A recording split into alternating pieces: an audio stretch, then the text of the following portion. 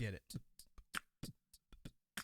Listen up, crew, while you're ready, get set for the coolest bad boy broadcasting on the internet. Irreverent, blunt, but always staying relevant. Check your perspective or should tell you to get bent. Send you to the digiverse, you'll be a has-been. Level up, rookie, or you'll never be a champion. Team strong, drip, flex, vital bracelet on. You're doomed if she ever hear you speak ill of Veemon. Up against Canada, you better bring your A game or you'll get cut to pieces like a flash animation frame. Prime content, you get hit from all angles. Let the crew make it rain when they drop the bingo bangles. Tune in every stream to see the one true gamer. Nothing lamer than wannabe Pokemon tamers. Well, all the claims to date have been represented loosely. Since you're here, watch and subscribe to Spooky Sushi. Ow. And that's that. Happy birthday, Wazzy. Wishing you the best. Yeah, that's weird. If you were truly subscribed to me, you wouldn't be getting fucking ads. I'm looking at my thing right now. It says manager sub instead of subscribe. I'm tier 1. Tier 1. It might be that a setting changed on Wazzy's end and she hasn't checked. Oh, it's like that for everyone I'm subscribed to, which is stupid. That seems illegal. Ah, well, whatever. I don't control the ads. If I did, there would be no ads. Ads would be a thing of the past.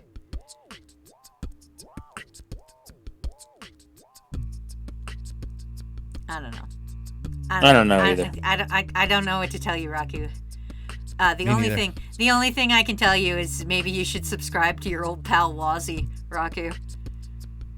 Again? Yeah. Maybe if you were a tier 2 sub, you wouldn't get ads. Wazzy. Wow, it takes taking cojones to say that to someone you know. I know, right? Look at me coming out of my shell and being a good guy. I'm promoting myself by telling the friend I know with the most money to give me money. That's not promoting. That's begging. That's kind of promoting. It's promoting how cool I am. You know how cool I am. We're live, aren't we? Yeah, we've been live the whole time. They can't Of course we hear us? fucking have. Yeah, they can hear us. Yeah, they can hear profanity. And thanks, Jade, for putting Wazzy on a swear timer immediately. That's rude, Jade. That's rude. How did you do this to me? This is so rude. Anyway, hi everybody. Welcome to stream. It's me, Wazzy, Raku, and Matt. And we're going to tell you about Japan. Hello. Yeah. We're here, and my swear timer's not up. Let me fix that. Yeah, there we go. Okay, now my swear timer's up. Okay. Yeah. Hi, everybody. Welcome to stream. I don't think I'm on the right model. She's very unresponsive. Maybe I accidentally moved back to the first model. Whoopsie. Or you're on your... Whoopsie poopsies. Whoopsie poopsies. Oh, well, whatever. We're fucking live. Let's do it.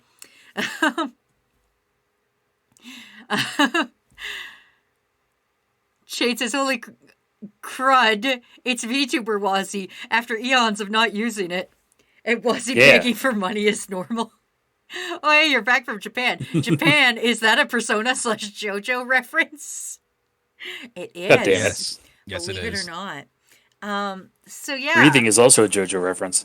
We have a little giveaway going on right now. We have presents from Japan. Not all of them are here, so I can't do the cool many big giveaways I want to do. But we got a little giveaway going on right now. Matt, tell them about the little giveaway. Yeah, the little giveaway we have, we're giving away a set of shrine bells from a shrine in Hakone. And all you have to do is put an exclamation Toxic Crew into chat, and you'll get entered for it. Yeah. Look, not guaranteed. Fine print. Fine print. Fine print may or may not be magical. We don't know. Very high chance of non-magicality. We don't know if these shrine bells will give you magic powers or not, but we'll figure it out. Also, I have none of my little cool streamer emotes. Streamotes? Yeah, or my VTuber emotes. I'm clicking the buttons and they're not working. You definitely have the wrong model loaded. Why don't you try loading the... You should try loading the other model. Because we're not so far into the stream that you're fucked here. Like you can. I'm gonna reload the other model. Hold on, everybody. Fucking don't think sticker. Don't think sticker right over my face. Well, no, your face isn't. Well, no, your face is back. Okay. You guys talk while I figure this out. Okay. We have a I was nice thinking- looping animated background from the trip. This is the Kyoto Botanical Gardens, right? Yeah, Yes. this is the Botanical Gardens. There's the water wheel there. That was that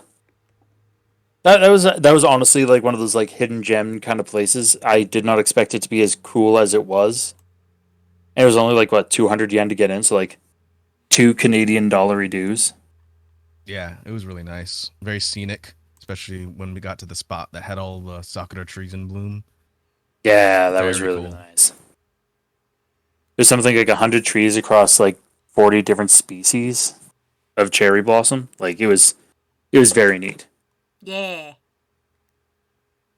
I still need to be in a position to get my head pat. Like I was just towering over us. Well, There you go. look, that's kind of like how it was in Japan. Except it was me Nope. towering over everyone. Exactly. If it was realistic scale, then we would all be like in the bottom inch of the screen, and Matt would be taking up the majority of it. And we'll It's- definitely talk about that. It's true.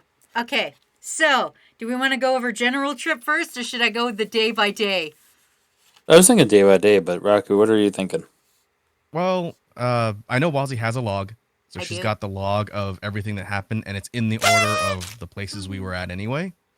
So unless you guys just had some kind of broad thoughts on the trip, we could just kind of go through the travel log and chime in whenever. Canonically, Raku is very short. Canonically, I'm taller. True Remember, story. don't believe Wazzy's lies. True story. Canonically, I'm taller. We measured without shoes on. We measured, and canonically, I'm taller than Raku. Don't- Speaking as the one who's taller than both of them, Raku's taller by like a half inch, like barely. Count it. He's not. He's not. When Crew. He's When not. when you don't have a lot of inches to work with, you got to count every half inch. Exactly. And I Why? held it over her head the entire trip. Why am I victory only half an inch. royaling? Sonny, why would you do this to me? Because Sunny's getting you stickered all over the place. Also, there's a whole bunch of people to say hi to. Snake saying we saw you guys IRL. Raku's taller. Mr. Dirtbones is here. Lib was saying that it's magical that you're live twice. I know. I'm talented. Hi, Lib. Hello, internet. Hello, esteemed internet rival. Wait, what? Rival. Esteemed internet rival. Yeah. I'm the Gary Oak to their Ash Ketchum. So you suck. No, I was here first. I think. Yeah. Wazzy was here. Lib is a loser, apparently. Lib is a loser. There we go.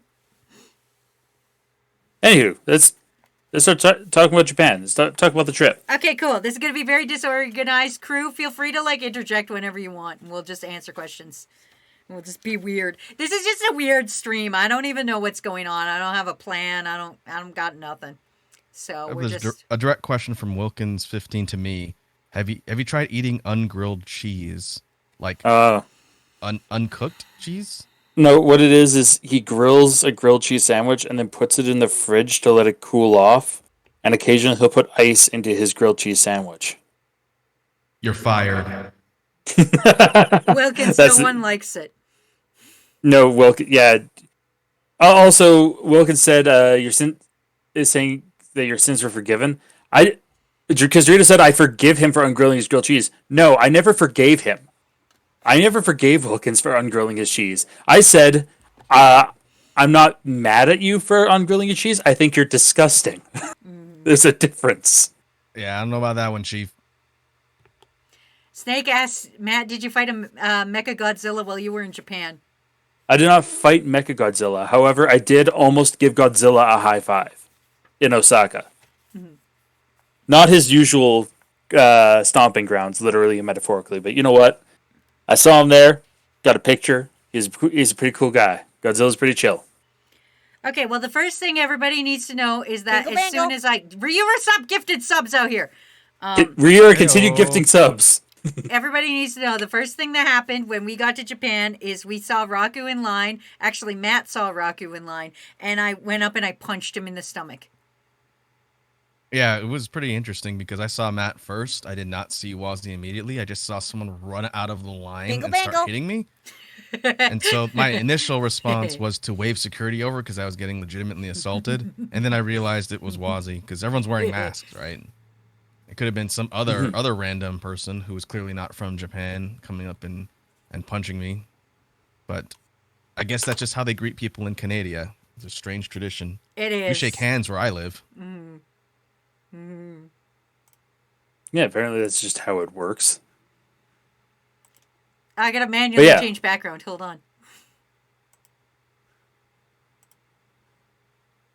oh yeah, because you did the thing with the background. Anyway, but yeah, essentially, honestly, getting through immigration on the way into Japan was the easiest thing on the planet because we used the whole Visit Japan thing, which was honestly fantastic.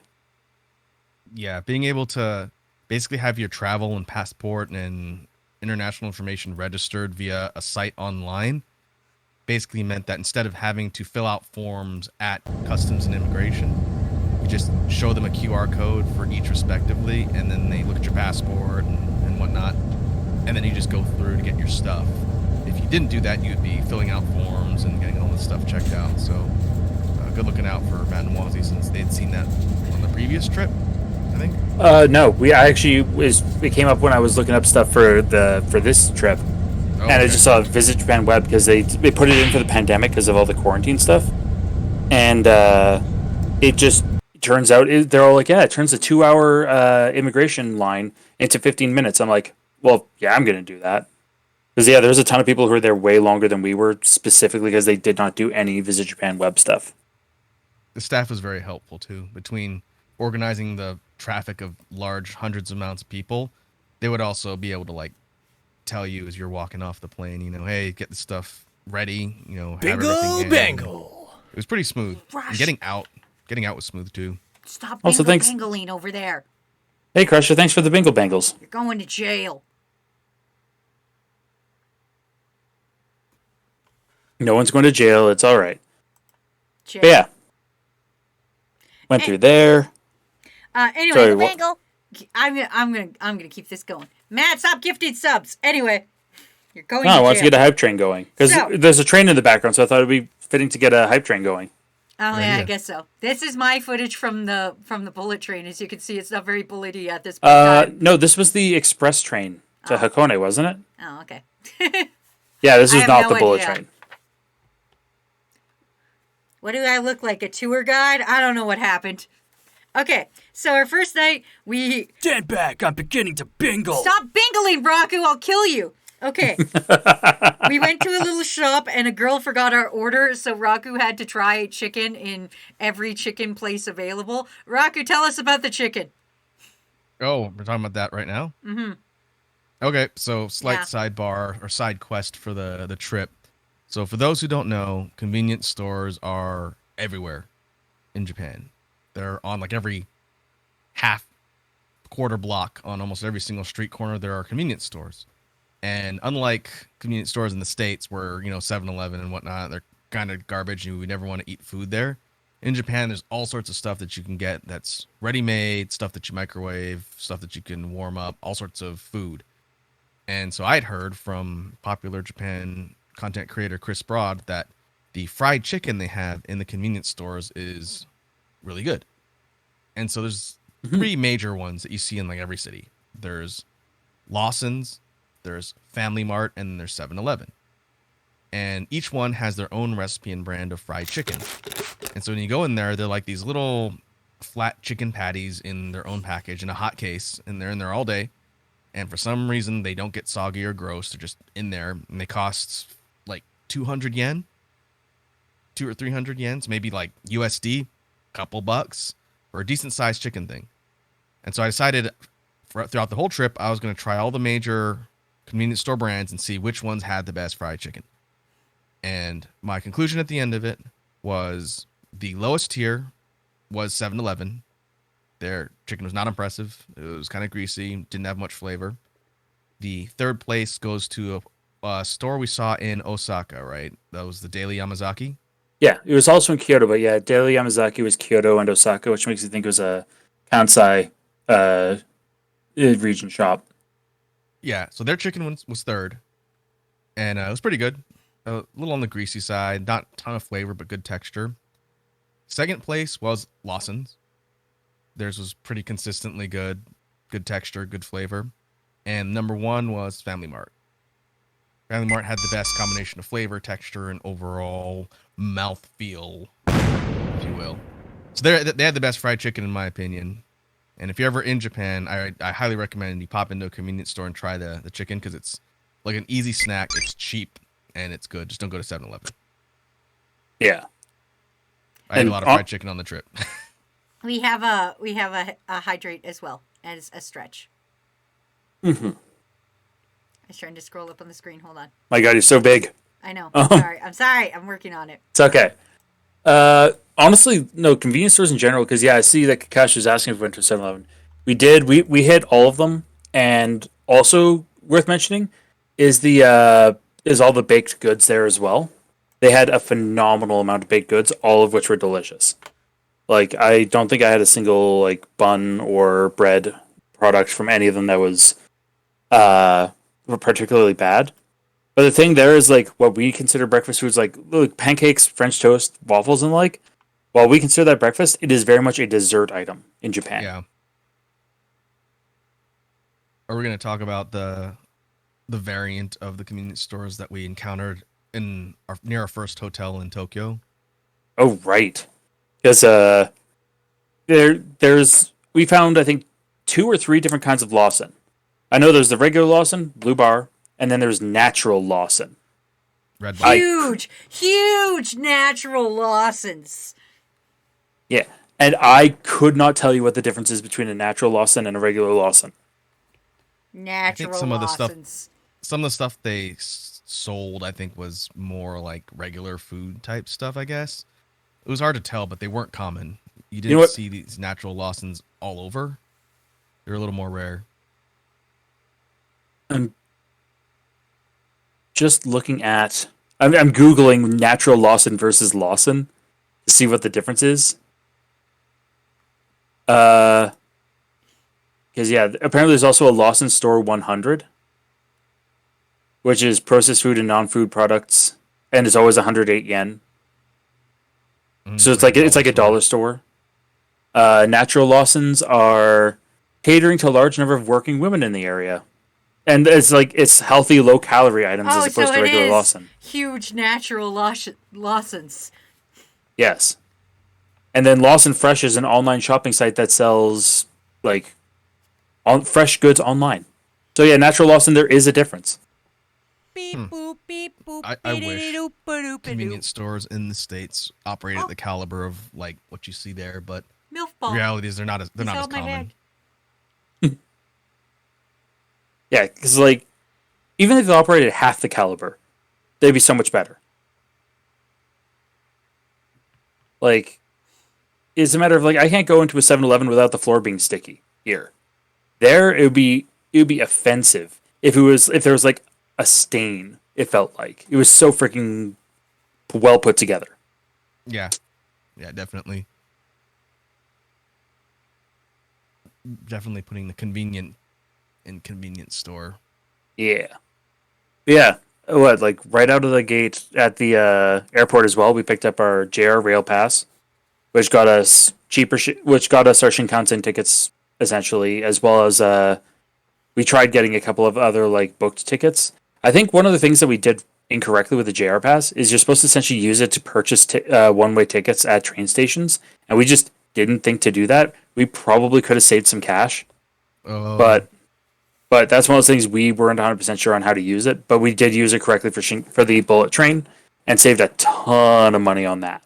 Yeah, so for people who don't know what we're talking about, the JR Rail Pass is something that's only available for foreigners traveling to Japan. And by paying in advance for it, I don't remember, how much was it in advance, Matt? It was 100 something 400. It was 400 Canadian a pop, give or take, for 2 weeks. Okay, so a 350, 375 for Americans. Okay, so you pay that up front, but basically instead of paying for tickets at the terminal, you just put your pass in there and you just get your passes. And some of the Shinkansen bullet train tickets, depending on how far you're going, can be like over $100 something. Yeah. And so if you're going to be traveling through multiple cities and covering a lot of distance, getting the JR pass on the front end can save you money. And it also saves having to like put money into the machines. You just use that, keys to your passport, and then you just get your tickets for whatever time slots you want when you're going to be going on the bullet trains. Very handy. Mm-hmm. Although I see Fancy also asking, did we see any Zorori merchandise? I did not see any, actually. Not a thing. Yeah. Not a single thing. Yeah, there was zero Zorori merchandise that I could see. There was. That being said, I know we get pictures kicking around the lake, but we saw a ton of Ultraman. We saw a good pile of Gundam. Decent amount of Toku stuff in general. Yeah, lots of Kamen Rider, tons of Super Sentai. Someone new asking if we saw Ava merchandise. One of the first things that we found, like in Tokyo Station, I found a set of like roller suitcases that were also collapsible. One that was based off of Ava Unit 0, 1, and 2. And the Unit 1 one was actually baller. So it was like a purple case with a green fabric lining on the inside. Very, very nice stuff. Yeah, that was neat. Kind of a surprise that we didn't see tons of JoJo stuff, even in Akihabara, which we'll get to. Yeah. Fancy asking about Precure. Wilkins asking about Digimon. We saw one shop that it was like almost all Digimon. Yeah. And we saw a lot of Precure. We saw several stores that were dedicated to Precure, that they were literally called Precure Store. Like that one in the station that had the big line when we went the next morning. Yeah. We were waiting, like, dozens of people were in a line that wrapped around the building, because shops in general in Japan seem to open later, like 10. And so people line up at the major retailers and restaurants and all sorts of stuff. They just line up before and wait to get in. And in Tokyo Station, there's tons of retail underneath the transit platforms, restaurants, shops, and all that. And so when we went there the next day after we got in the morning, just to kind of walk around, nothing was open. But as soon as it got close to opening, you could see people just lining up to get into the shops and whatnot. Yeah. So they're definitely popular. Yeah, that was very, very damn popular. And it's not an uncommon thing in Japan to wait 2-3 hours in line to get into something. We learned this the hard way in some of the spots that we'll talk about later. But see, Phoenix asking if we bought any Gundam kits while we were there. I bought 2. They're still on the way because I shipped them home. I picked up a Gundam Ariel and a Guel's Delanza from Witch from Mercury. So I'll be making those. Crystal asking if there's anything Persona related. Yes. Yep. There's lots of We definitely Persona saw some. related. In fact, I even got one. You got a couple. I got a Chie figure, and I got a little standee of Femsi from Persona 3. It was the last one in the store that we went to, actually, because the Femc stuff sold out first. Because she's the best girl, and everybody knows it. Like, duh. I mean, objectively speaking. Riri asking if you saw any classic Yu-Gi-Oh stuff. I don't know if we're going to be showing a lot of pictures, but there was actually a collab at, like, right when we got off at Akihabara Station. The store that's attached to the station was having a Yu-Gi-Oh collaboration, and the first thing that we saw was Seto Kaiba, and the store was rebranded the Kaiba Corp store. Yeah, just a giant image of Kaiba on, like, the front window as you go in. Pretty tough to miss. I didn't set up for pictures. This was all kind of like. That's womp fine. womp. We have to filter pictures And there's anyway. some memories that I kind of like to keep to myself, and there's a lot of photos I'd have to edit as Raku's in there, and he keeps his identity secret. Also, thank you, Dumpling in a Bag, for resubscribing. Yeah, thank you, Dumpling. Happy birthday, Dumpling. Yeah, what I will do is I might be able to, like, find generic stock photos that are neither of us. Crusher asking if we got a picture of Kaiba Corp. I did. We did, yeah. It's in there, I did. I will put things in the Discord later. Okay, so our first day we went to the Underground Mall. At Tokyo Station. Yeah, and we went to a Pokemon Center. Then we went to Shibuya and ate ramen And then Matt got a crane game prize the first try. Do we want to talk about the incident on the first night with dinner in the station? I haven't got to that part, but we can get there. Hold on. We went because that was night one of the first of day one. Yeah. Matt, what did you win at a crane game first try? I won a Monster Hunter Rise. I won a Palico puppet, like a puppet plush. It was super duper cute, and I won it very accidentally first try because crane games in Japan, and we played a shit ton of crane games, are very much like they aren't like crane games in the sense that like what we have here, where it's more focused on like just it's really mediocre prizes and a shit ton of them. It's like one or two prizes, but the crane arm itself is like a little bit weaker. So it's very much one of those things where it'll cling on and then it'll pull up, but it'll slowly it'll loosen the grip as it goes. So what I ended up doing to get this Palico first try was I actually got it halfway there and it bounced off the rim that lets it drop in, and it went in. And it went down the hole, and I won it first try, which is fantastic. So I got it for 100 yen. Yeah, that was pretty impressive. We then went to an anime cafe. Then we went and did VR fishing event at the Galaxy store, and then we went for dinner.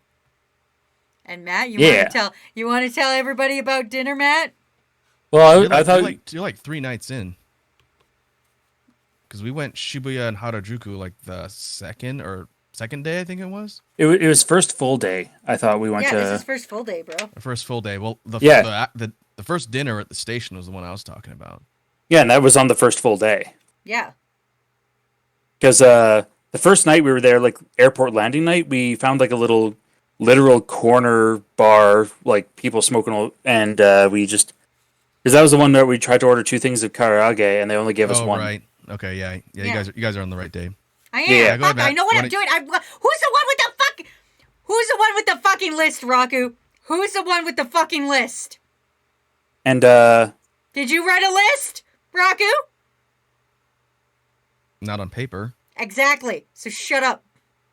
The other thing I thought we wanted to also note on was the first Pokemon store find, because we first went to the Pokemon store in the Tokyo Station and then to the Pokemon Center. But in the Tokyo Station one, we got the only shiny Hisuian Zorua plush that we saw at all the entire trip. Yeah. Yep.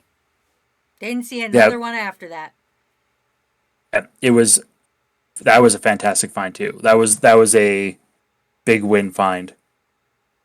Yeah, there's those. Shibuya was cool. We found like that 4-floor ramen shop where because it was essentially 4 floors of like little ramen bars, and each floor had a dedicated kind of ramen, and we ended up going to the second floor, which was miso ramen, and it was friggin' delicious. Although I got like a buttered corn one, and it actually came with a tab of butter just on top. Yeah, we had this cool setup where you go to the floor, and before you actually walk into the restaurant to sit at the counter, there's a machine, and you just plug in everything you want on the machine, toppings, your ramen style, and everything else, and then you put your money in. It was like less than 1,000 yen, like 700 or 800 yen. Oh yeah, it was dirt cheap for ramen plus drink. Like it was dirt cheap. Yeah, and then just spits out a ticket. You walk in the door and give it to the guy right there at the counter. He goes back and makes stuff and gives it to you. It's very, very efficient, and it was phenomenal. No swearing. Really yeah. Let's just put a swear timer plus, so all of us are on the hook now. Okay, I can definitely not swear. Never mind, Kakashi Lover ended it. Yay, Kakashi Lover. Betrayal. Anyway, dinner. You want to tell everybody? Never mind, we're on a regular swear timer. You're on a regular swear timer, more like. Good luck. Matt, you want to tell us about the terrible thing you ordered us for dinner? Yes. We went to a restaurant in Tokyo Station. Like a yakiniku place where they cook the stuff for you. Yeah, it was kind of like that. And like we got a bunch of like really genuinely like good food, don't get me wrong. But there's one item that I ordered because I thought it sounded neat. It was like a pickled squid kind of thing. But it was pickled raw squid. Whole squids, like little baby whole squids. A whole squid. and they were freaking vile. Not good. Really kind of like slimy and a little bit crunchy because squids have like an internal spine. And the flavor was very kind of like briny and seafoody. Then they served it in these dishes. It came out looking like a bunch of little fetuses. It was not great. Yeah, they were not good. However, in that same meal, we also got A5 Wagyu beef. It was like 50 grams and it cost like 4,000 yen, so like 40 Canadian dollars for only like 50 grams. So like, no, I wouldn't even consider it to be like that's barely a quarter steak for me. Yeah, that was What? A5. Yeah, It was very good. yeah, it was the best beef I've ever had in my life, and that is saying something. That is saying something considering I come from a place where we pride ourselves on the quality of our beef. It is. I will never have beef as good as that anywhere in North America ever. Same here. And I was telling Wazzy and Matt when we were trying this. So we got some little bit, like a couple pieces each, but it was so good. And I was telling them that, here in the States, in America land, some places serve what they call Wagyu, in quotes, beef, to kind of trick people into thinking it's, imported or whatnot. And it's usually pretty expensive compared to regular cuts of steak. It's not even close. It's steak that's kind of raised in to be similar, but having tried the genuine stuff in Japan, comparing it to what I've seen in restaurants here, no comparison. Don't buy anything called Wagyu here unless you can tell for sure it's been imported. And even then, it's going to cost you an arm and a leg. Yeah. Versus Also, over there. Bits, do you want to get striked? Oh yeah, because this thing, you have beef with Alberta beef? No, I love Berta beef. Don't get me wrong, but it's a matter of Wagyu is objectively superior. It's not. It's a zero contest. Yeah, it does hit different. Okay. That being said, I don't think I could have a whole ass steak of Wagyu, and I'd be terrified to try to cook it myself. I would never cook Wagyu myself. Well, it'd cost you so much to import it out of the country, assuming you could find a place that could transport it safely and get it to you, and then you'd have to worry about cooking it. Exactly.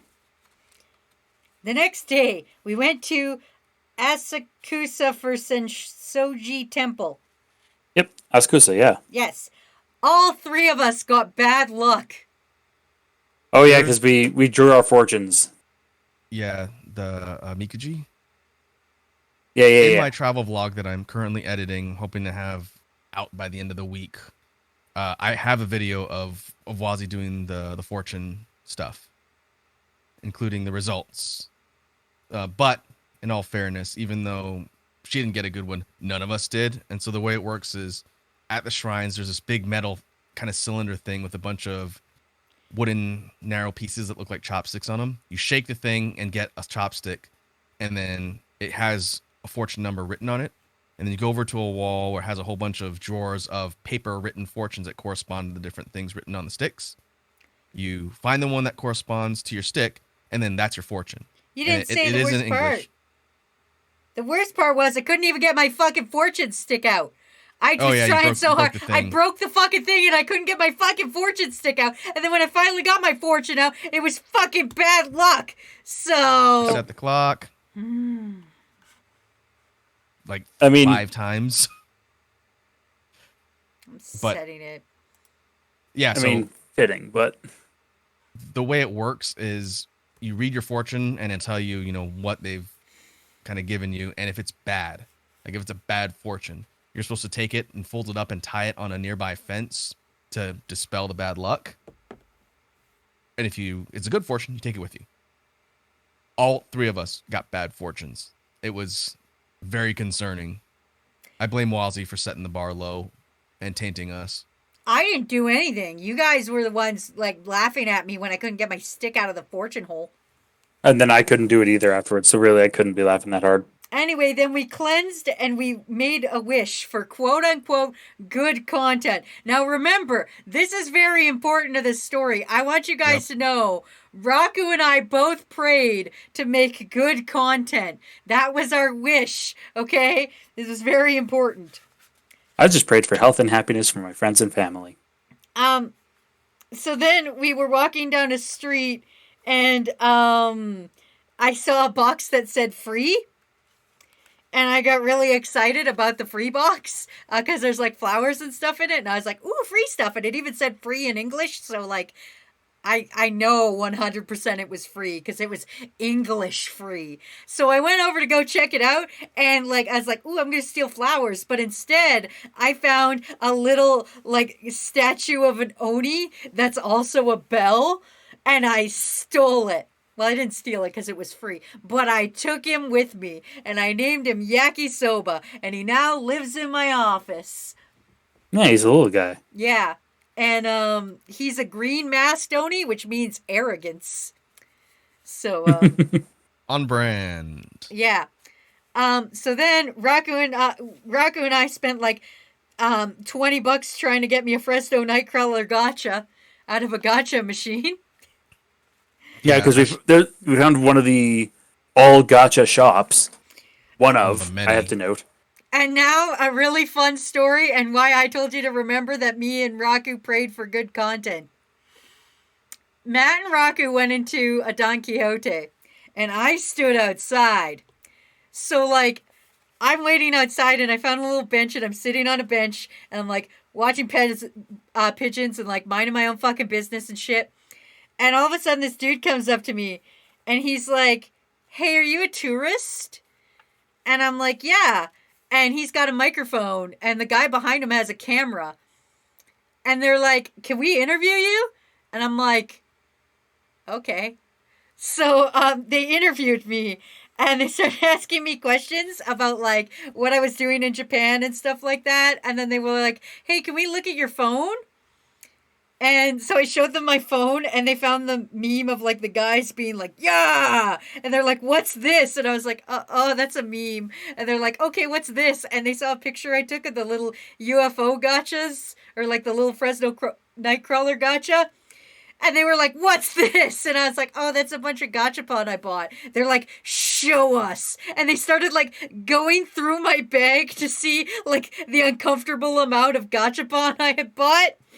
And yeah, it was fucking wild that they just like went through my phone and then they were like, show us pictures of Canada. And so I had to show the pictures of Canada. And Matt and Raku came up at this point in time while I'm just like, what the fuck is happening? It was great.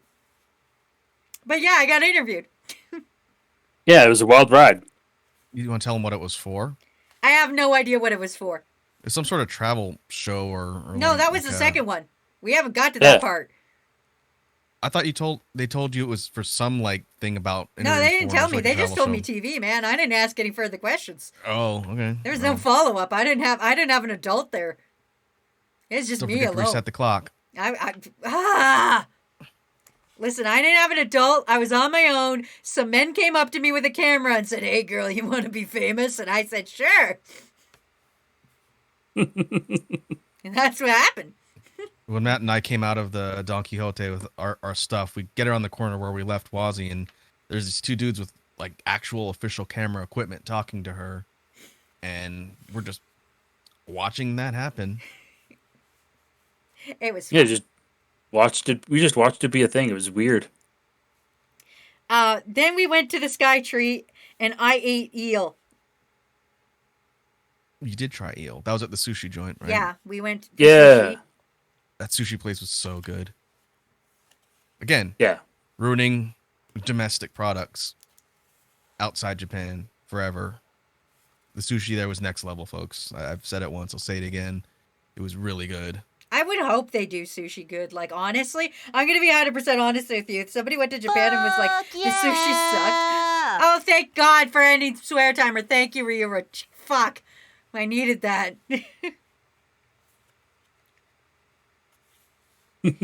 Lucky you. But yeah, so that's why it was important to be very specific with your wishes about good content.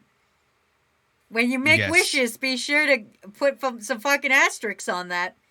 It's kind of a monkey's paw situation because the things we're going to talk about on the next day come into play, but we should have been more specific about whose content we were wishing for. Yeah. Like ours specifically, instead of just the general wish for good content. Universe has a sense of humor. That's what we found out. Yeah. Oh yeah. Okay. Then next day, Raku went 2 for 2 in Mahjong. I won Chase Jokers because of NPCs, and Matt won Bomber Girl. I stole a Gwell card from the free card pile. Matt got Gundam games. Yep. Yeah, this was at a multi-floor arcade in Akihabara. Akihabara. Yeah. Yeah.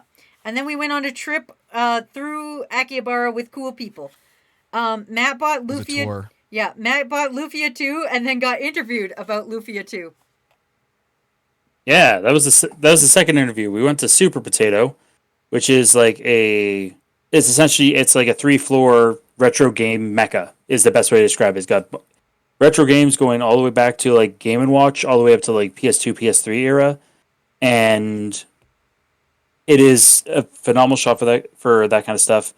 I went and picked up Final Fantasy IV and Espalas Denki 2, which is better known as Lufia 2 here in North America.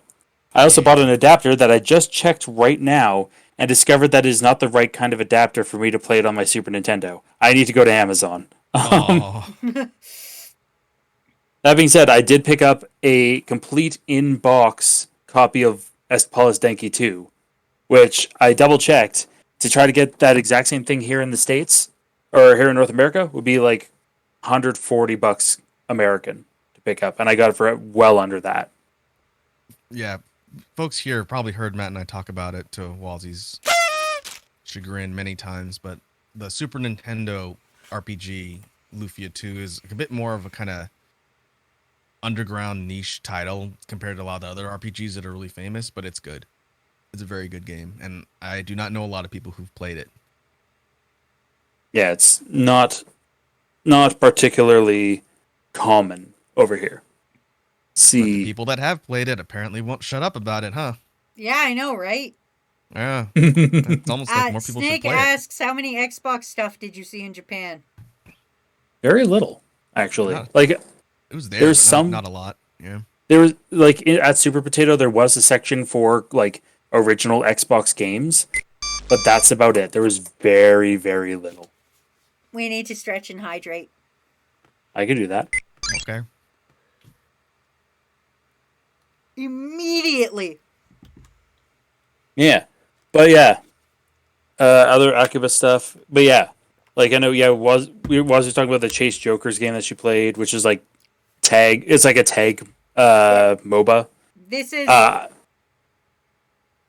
this is the part where we got interviewed again. And this one was for a travel show. on TV Asahi. Yeah, on TV Asahi. So if you guys saw me frantically tweeting at TV Asahi, that was me trying to get on TV. Yeah, so what happened was the actual tour we were on in Akihabara, which was a guided tour with this one dude, Tommy, who spoke really good English, in fact. He took us on a whole bunch of different sites throughout, yeah. And one of the spots was the Super Potato that we had already checked out, like was it earlier or the day before, whenever it was? Yeah, earlier in the day, yeah.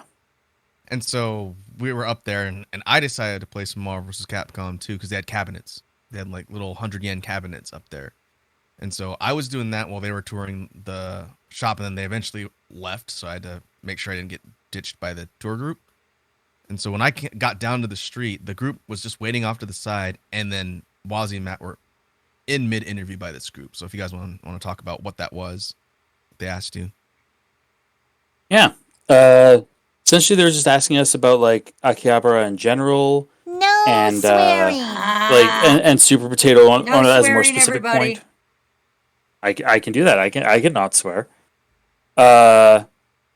And it was a matter of like they asked us about like what did we buy there? Like, is it something that we've heard of before we came? Is it somewhere that like is well known in North America? Of course I said, yeah, if people know about retro gaming and plan a trip to Japan, Super Potato's top of list. Like, it's very much one of those, like, Akihabara in general is one of those, if you like anime and gaming, you're absolutely gonna end up at Akihabara and Super Potato and Mandarake and shops like that. But yeah, they asked us a bunch of that. They asked us, like, what's our favorite retro gaming console? I believe I said Super Nintendo. Wazzy said PS2. Both good choices. Yeah, it was fun. But yeah, so be very. Oh, I wasn't getting a head pat for that. So yeah, be very specific when you're making your wishes, everybody, because the good content you wish for might not be your fucking content. So be careful with that. Yeah. Specific. Then we went to a cat-made cafe where we all had to wear ears. And go meow meow. And go meow meow. Whenever we wanted service, we had to say meow meow at the cat cafe. We weren't allowed to touch the cat girls. Of course. But we got pictures with them, and they were all very nice. A lot of them spoke English, too. Yeah, they spoke actually pretty good English. Really good English. I actually had the Polaroids sitting here on my desk with me. And yeah, it was a weird experience. It's very much an act, but it's also a very uncomfortable act. But it was neat. It wasn't too weird. Yeah, it wasn't so weird that I was like deeply uncomfortable. And then after the tour was over, we went to Black Hole and ate raw meat. Yeah, Yakiniku Black Hole. Black Hole. Mm-hmm. I need to post that thing we filmed so I can send it to Wooly. That place was one that he recommended on his Japan travel vlog many, many years ago, and it's still there. And the meat there was phenomenal. I really enjoyed the food there at Black Hole. Yeah, Yakiniku Black Hole was very, very, very tasty. I see. Then we did our first karaoke session, and they fucked it up and played Bakami Tai like 9 times.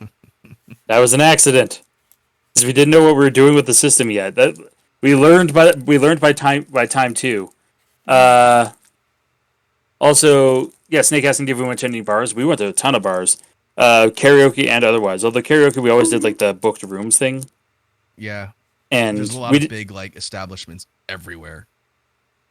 Yeah, like it's if you go to any entertainment district, you'll find at least one karaoke joint. There's one spot we saw later on in the trip where there was 2 of the same like brand of or same chain of karaoke places, and they were like less than a block apart from each other. Bitsy, who even has real money anymore? Everybody uses debit, except in Japan. Everybody used real money in Japan, but like in Canada, we usually just use cards. Yeah, it's a very cash heavy thing over there. Like it's almost all cash. Yeah, I don't have a bifold wallet. I have a money clip, so I have to fold stuff in order to keep it, under control. Yeah, the trick is because Canadian cash is polymer; it doesn't unfold nicely. Like it sticks folded. Next, took a train to Kyoto. Went for a walk and saw a shrine and an old lady. We then went for lunch in a little place that spoke like no English. Then we went to Don Quixote for an umbrella and melon soda. And then we went to a cabbage pancake place, and I was so sad because it was not big fluffy pancakes. Because Raku and Matt said to me, Wazzy, we're going to get pancakes for dinner. And of course my mind goes, oh, Japanese pancakes, those big thick Japanese pancakes. And then we fucking get there and it's 98% cabbage and my little fucking heart was broken. I hate to do this because I'm on the timer too, but you swore 3 times. Reset it. And I would have if Matt didn't say it. We specifically said we're looking for an okonomiyaki place. I don't know what that word means. And we tried to explain it to you. Savory cabbage pancakes with toppings, and yeah, you said savory pancakes. You said you, savory pancakes. You never said cabbage. Never once did you say to me cabbage. We both said cabbage. You opted to ignore us. They never once said cabbage. I assure you guys, had I known there was cabbage, I wouldn't have gone. They never once said cabbage. We said cabbage at least twice. Yep. You just don't listen. No. It was just like Charlie pancakes. Brown's teacher, just won't. They said pancakes, and I was like, all right, big fluffy pancakes, and I got there, and I got cabbage for dinner. That being said, it was delicious. Stuff. Yeah, we got other stuff, but like 80% of it was cabbage. That place also was very tiny, like a little hole in the wall izakaya pub type joint, where there was like a counter with 4 seats, and then this platform that had 2 low tables you just kind of sit on, like a wood platform, and that was it. It was a classic like shoes off like tatami flooring, sit cross-legged, which I can't. I physically can't without feeling a lot of pain after a short period of time. So I was like fidgeting a lot. But no, the okonomiyaki was great. The drinks were great. We watched a Japanese TV show where all these different hosts were like essentially drawing off of a template of an art and all their art looked absolutely terrible. And like we were like half bonding with the table beside us because we're all just laughing and pointing at the silliness of the art. I was like Pictionary with bad art. Yeah, it was very bad art, but it was very... Swear timer's Lord over. Potter. Thank you, Lord Potter. That almost makes up for the pancakes. Basically, had somebody said to me, had you said we're just going for dinner, I would have not been as disappointed as I was. I had my heart set on a big fluffy pancake, and I was served cabbage. Do you know how disappointing it is to imagine you're going to get a big fluffy pancake, and instead you get cabbage? And not only was Wazzy disappointed, folks, she complained about it for the entire trip. I did. Yeah, after that, she literally did not stop talking about it. I did. I was heartbroken.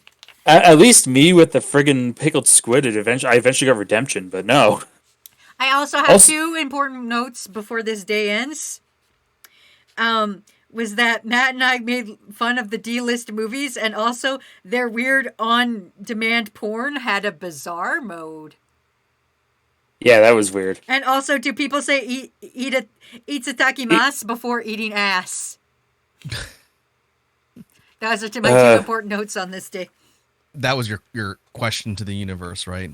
Yeah, there was a question to the universe. We never actually asked anyone specifically this. And that's probably for the best. Yeah. Honestly, it was... Yeah, that first night was really good. And honestly, like, you kind of skimmed over the lunch. That lunch was delicious. It was like a little mom-and-pop place of, like, delicious, like, beef bowls of either soba noodles or rice. Doesn't matter what you had. It was delicious. Udon. Yeah, it was really good. Was that the place we had the soba cha, or was that a place later on? That was the rooftop place. Oh, yeah, that was the rooftop soba restaurant. Did you watch the bizarre mode? We looked in it and it was weird. What made it bizarre? I don't know if we talked about it. You might have mentioned it once, but what made it bizarre? Is it like people wearing horse heads or something? No, it wasn't even that. It was like everything I was looking at. I was like, this is pretty normal. But anyway, I have to punch myself in the face now because a keyboard smash has followed and has asked me to pronounce their name. You tried, then I want to try. I Welcome to the crew. All right, See, you go, Matt. Mine was... Yeah, all of the D's and H's is like... I think mine was most accurate. No, the way it's pronounced is, you know that sound effect of, like, in Family Guy where Peter gets hit by a car and then rolls on the ground? Yeah, or falling down the stairs. That's how you type that. There is now so much spit on my tablet. That sucks. Like an Eastern European name. Yeah, Slavic, very clearly. Also, genius system of their pickled. What the fuck? Yeah, the pickled squid. That was full day 1 for dinner. One of the things we had for dinner. It sucked. Anyway, but the lunch was great. Went to the local mall, and I think like every morning that we were in Kyoto, I stopped by the 7-Eleven nearby and had like different kinds of buns for breakfast each day. Yeah, one thing that I think is worth mentioning just for people's awareness, since obviously when you watch content, you don't really get much of an idea. But one thing I learned about Matt is like a shark when it comes to food. He needs to be eating constantly. Matt needs to be eating constantly, and he eats like he's in prison, like somebody's going to take it away. So he'll eat in like 5 minutes. Oh yeah, I the best way to describe my eating style, I am fast and powerful. I will eat quickly and I will eat a lot. And I will constantly snack. Like, I'm sitting here at my computer during this stream and I'm being like, man, I could go for a snack. Having had a decent sized dinner and dessert. So like I will eat. Fortunately, with the abundance of convenience stores and vending machines and all that, it's not like it's difficult. But Oh yeah, no, Oh, it was we are calling them BDH. BDH. Okay. BDH. I don't know. I thought mine was more accurate, but whatever. Okay. Anyway, that day we went to Kiyomizu Shrine, right? Yeah, next day was Kiyomizudera. Also, we need to hydrate. We went to Kiyomizu Shrine. We went to get haunted candy from the haunted candy store. That's very important to the story. And if you guys watched our previous stream about it, you know about the haunted candy. It tastes like honey. Yeah, it's very honey light rock honey candy. taste. There will be a Yeah, spooky sushi animation about it once I get around to it. We prayed at the shrine. We saw a dude do a backflip. Raku got scared by a leaf. I went to the bathroom and I got scared by a bathroom ghost. Lots of fear in Japan. Kyoto itself was like haunt city. Yeah, it was a little spooky. Yeah. We then went to Kyoto Tower and I ate a big pancake. I had to buy it myself, but I ate a big pancake. And she still complained the rest of the trip. Yeah, we went up Kyoto Tower. We saw an anti-nuke protest. Then we went to an izakaya, and a man was delighted by how big Matt was, and called Right. him. And yeah, here I'll let you tell this part of the story. That's and they told dick jokes. The evening of that day, right? That's one of the Yeah. most memorable stories of the trip. Yeah. Go for it, Matt. Yeah, give me a second. I remember. I'm pretty sure I remember the name of the place. I just need to. Because it was it was a little izakaya that was near our hotel. It's like a hole in the wall. I think it was. Let me re-find it because I swear I remember it. What's an anti-nuke what- protest? It's where people are protesting the use of nukes. With like, And megaphones and banners and stuff. Yeah, it's just like a general, like, the Black Lives Matter marches, it's that, but they're like, hey, maybe nobody should have nukes. And honestly, if any country is going to come out and be like, hey, maybe nobody should have nukes, Japan is probably the top of the list of, hey, maybe nobody should have nukes. Yeah. Did you notice that a lot of the ones that we saw, like a couple times we saw protests, they had police escorts? Yeah. Yeah. It's interesting. As opposed to, here in the States when the police don't escort protesters, they just beat them up. Oh, no, we got escorted by police when we did Black Lives Matter. In Canada? Yeah. Oh yeah. Oh yeah, they don't do that here. Yeah, they don't do that. I mean, cops are still racist here. They're just more racist against indigenous than they are black people here. Yeah. That's the difference. Anyway. Canada has the same racism. It's just different. Anyway, I found the place that we went to. It's called Yoshidayama Saseri. And it was a place that it touts itself as a yakitori restaurant. It is not. There was no yakitori to be found. But what there was found was 3 stools, good drinks, and very fun company. Whereas it's just a matter of like the two mamas who were there, because usually like bars like that, if it's women running it, they're normally referred to as a mama or an auntie. And they were keeping us rolling with good drinks, and they essentially served us like a 5 or 6 course meal. Yeah, it was kind of interesting because when we ducked in there, we were just looking for a place nearby on the hotel in these back streets in Kyoto. So, like, instead of big city in the area we were at, even though it was right next to the station, it was all these kind of small side streets and little mom and pop joints. And so we got in there, and there's already mostly full with maybe like 5 or so random middle-aged dudes just drinking and smoking and hanging out. And when we walked in, I said, "Hey, we have room for 3 people." And the auntie that was running it, she's a little middle-aged Japanese lady, said, "Oh yeah, come in." She had them all moved down, and we sat at the bar because there's literally no other space. And I gotta interrupt you for a second, Raku. all right, Welcome to the crew, Samurai Goat Man 95. Samurai Goat Man. Welcome to the crew. Hi, I'm Wazzy. We're talking about our trip to Japan. Yeah. But yeah, essentially it was just a really interesting experience. This one dude who was sitting next to me, or it's the dude who was sitting next to the dude next to me, who was just intrigued by the fact that like I stood up once and he's like, "Oh, big guy." Like, Also, thank you, Samurai Goat Man, for raiding. yeah, thank you very much. Thanks for the raid, Samurai Goat Man. Quick, get water in your body. Samurai Goat Man crew, go give a follow to Samurai Goat Man 95. Man, if you were born in 95, I'm so disappointed in you. I mean, He's just a young man. I mean, at least it's not in the 2000s, but still, you're pushing it, baby. You're a little baby man. But thanks for raiding. Hi, everybody. Hi, Samurai Goat Man's crew. I'm Wazi. We're talking about Japan. Yeah. I'm sorry I keep interrupting the story, but things are happening here. Yeah. Keep going, Matt. Yeah. But essentially, yeah, this guy just kept like being like, "Oh, big guy," and then like when I got my second beer, I had a pint of Asahi because that's what they had on tap, and then when they said another beer, I said yes, and they held up two glasses. They held up the regular size pint and a double sized one, and I just pointed. I went, "Big beer, big guy, hi." At which point, they just kept me going, and the other guy was like, "Oh man, it's like you're a big guy," and pointed at his friend. He's a big guy too, wiggling eyebrows kind of thing. Like, and I'm just like, okay, he's making dick jokes. I'm gonna roll with it. Fuck it.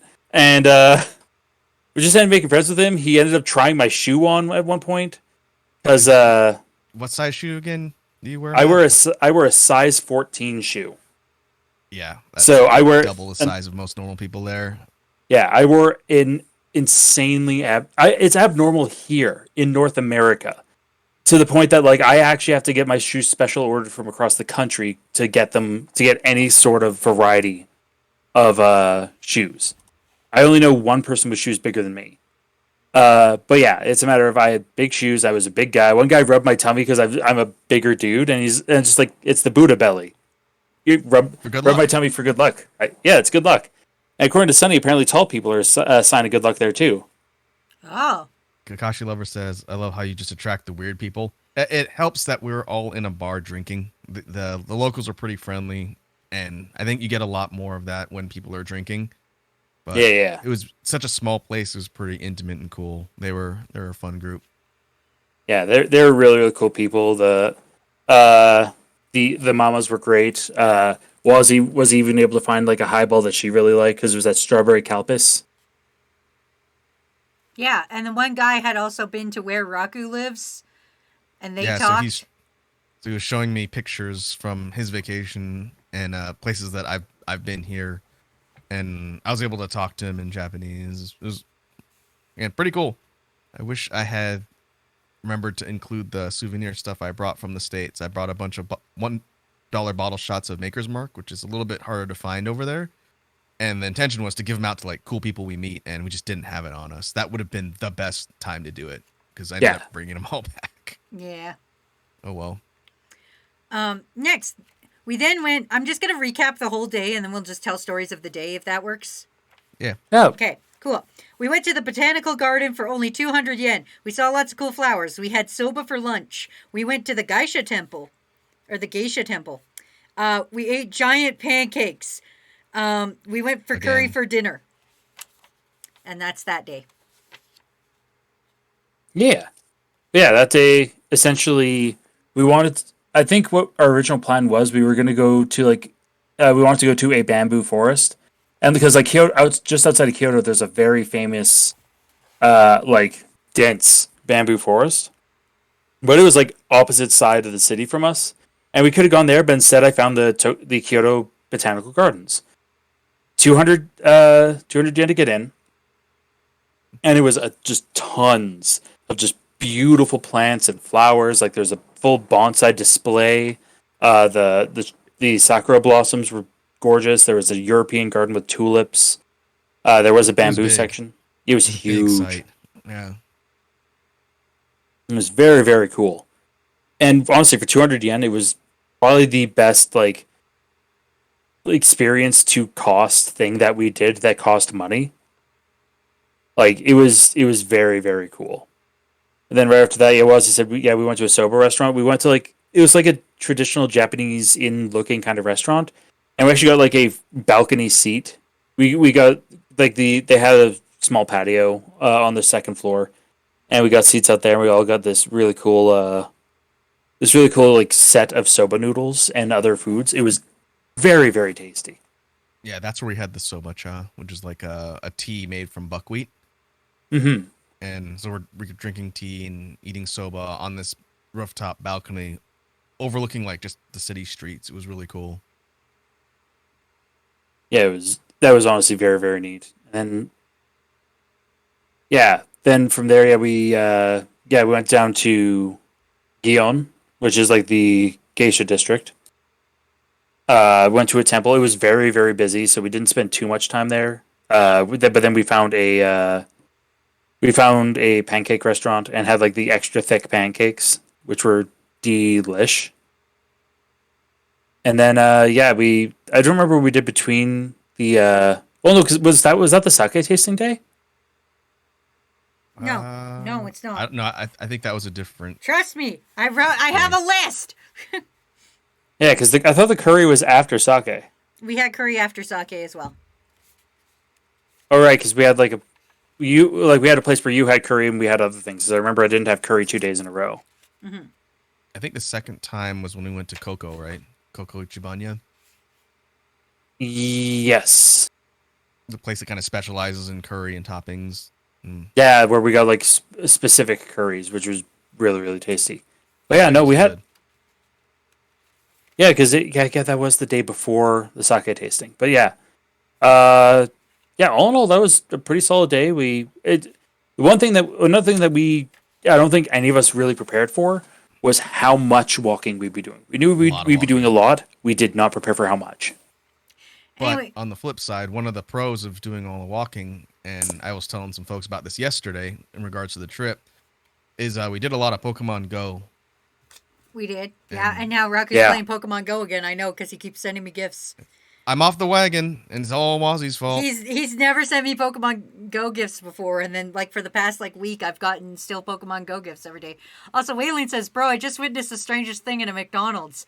A girl was wearing some JoJo's merchandise. A guy walked up to her and just hit her with a pose. He said, 'Ha! I thought I would talk, but it was me, Dio.' Huh. I hope he got her number. Or maced.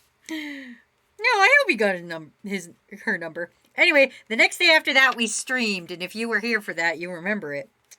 We ate candy, and then we went to McDonald's and had a Big Mac, and it was pretty average. We went to karaoke. We then went to a sake tasting, and honestly, I am a little fucked up, I wrote. I like number 4. We got chicken beef and chicken bowls and chicken beef dinner. The sake tasting that Matt booked was in the Fushimi district near Kyoto, which is like the historical sake brewing district. It's what they're known for. And it was like a kind of like a dinner banquet room in a restaurant, like after hours. And it was the 3 of us We gotta and these other hydrate. 4 random Americans, including some folks that were from my area just by coincidence. And our sommelier was this dude named Kotaro. And the whole presentation was in Japanese, or in English rather. But what was cool is it was the quote unquote advanced sake tasting. So instead of like the basic stuff, what they curated for us was all sorts of more unusual and like kind of non-traditional and like uncommon types of sake. And as a sake fan myself, I thought it was great. Yeah, It was a really cool experience. It's honestly a blast. And I think, give me a moment. I have We it have to sitting hydrate. just. You have to hydrate. We're talking about booze. Yeah, you should definitely hydrate. Because yeah, I actually have my tasting notes from the sake tasting in front of me as well. Well, we don't need to go through those. Oh God, I'm not gonna. But I was just gonna say, like, we Please. learned all because not only was it advanced stuff, but we also learned more about like how sake is made, all that, like what to look for in a sake, which is really really neat. Yeah, and it was 10 different types with maybe like a shot and a half per. And after drinking 10 shots and maybe like a third of the ones Wazzy didn't want, like I was buzzing by the time we left that place. If we Oh drank yeah, any more, it would have been a little bit difficult to get back, but it was good. yeah. I was wobbling a bit, which as a bigger guy, it takes a lot to get me wobbling. But it was very, very, very good booze. And then yeah, we found that we found the Coco curry place, and if I remember correctly, I got like a double sized rice with two things of katsu chicken, and yeah, like I ate a ton. That was a delicious. That was, and it was dirt cheap. It was so good. I'm totally making katsu curry for dinner. I have it all prepped. As soon as we're done, I'm gonna go fry some katsu and eat with curry. Good call. One thing I've been telling people about the trip in general, and I think I mentioned this when I was streaming last week, the cost of food and eating at restaurants and stuff blew my mind every time how cheap it was. Like we mentioned before, you go to places, it's maybe around 1,000 yen or less for your average joint. And like to put it into perspective, the Coco Ichibanya place we went to, where you could customize your curry and pair it with katsu or whatnot. So for like a regular serving of rice plus the curry plus the katsu and like no drink, just water, I think it was maybe around 700 yen, 800 yen ish. So last week, right after, when I got back, I wanted to go get lunch. So I walked up to this teriyaki joint near where I live, here in America Land, and I got a chicken katsu with rice, and it comes with a little side salad. An average portion of katsu, like 2 small scoops of rice, and just like a cheap iceberg lettuce salad. $18. Ugh. And immediately, I was like, well, I guess I have to get used to stuff costing more now, and it wasn't that good. Like it was pretty average. And that's why I'm making my own tonight, because I can make better katsu than this restaurant. I just didn't have time to cook. But yeah, in general, when you're going to Japan, you can expect to not pay a ton for food. It's great.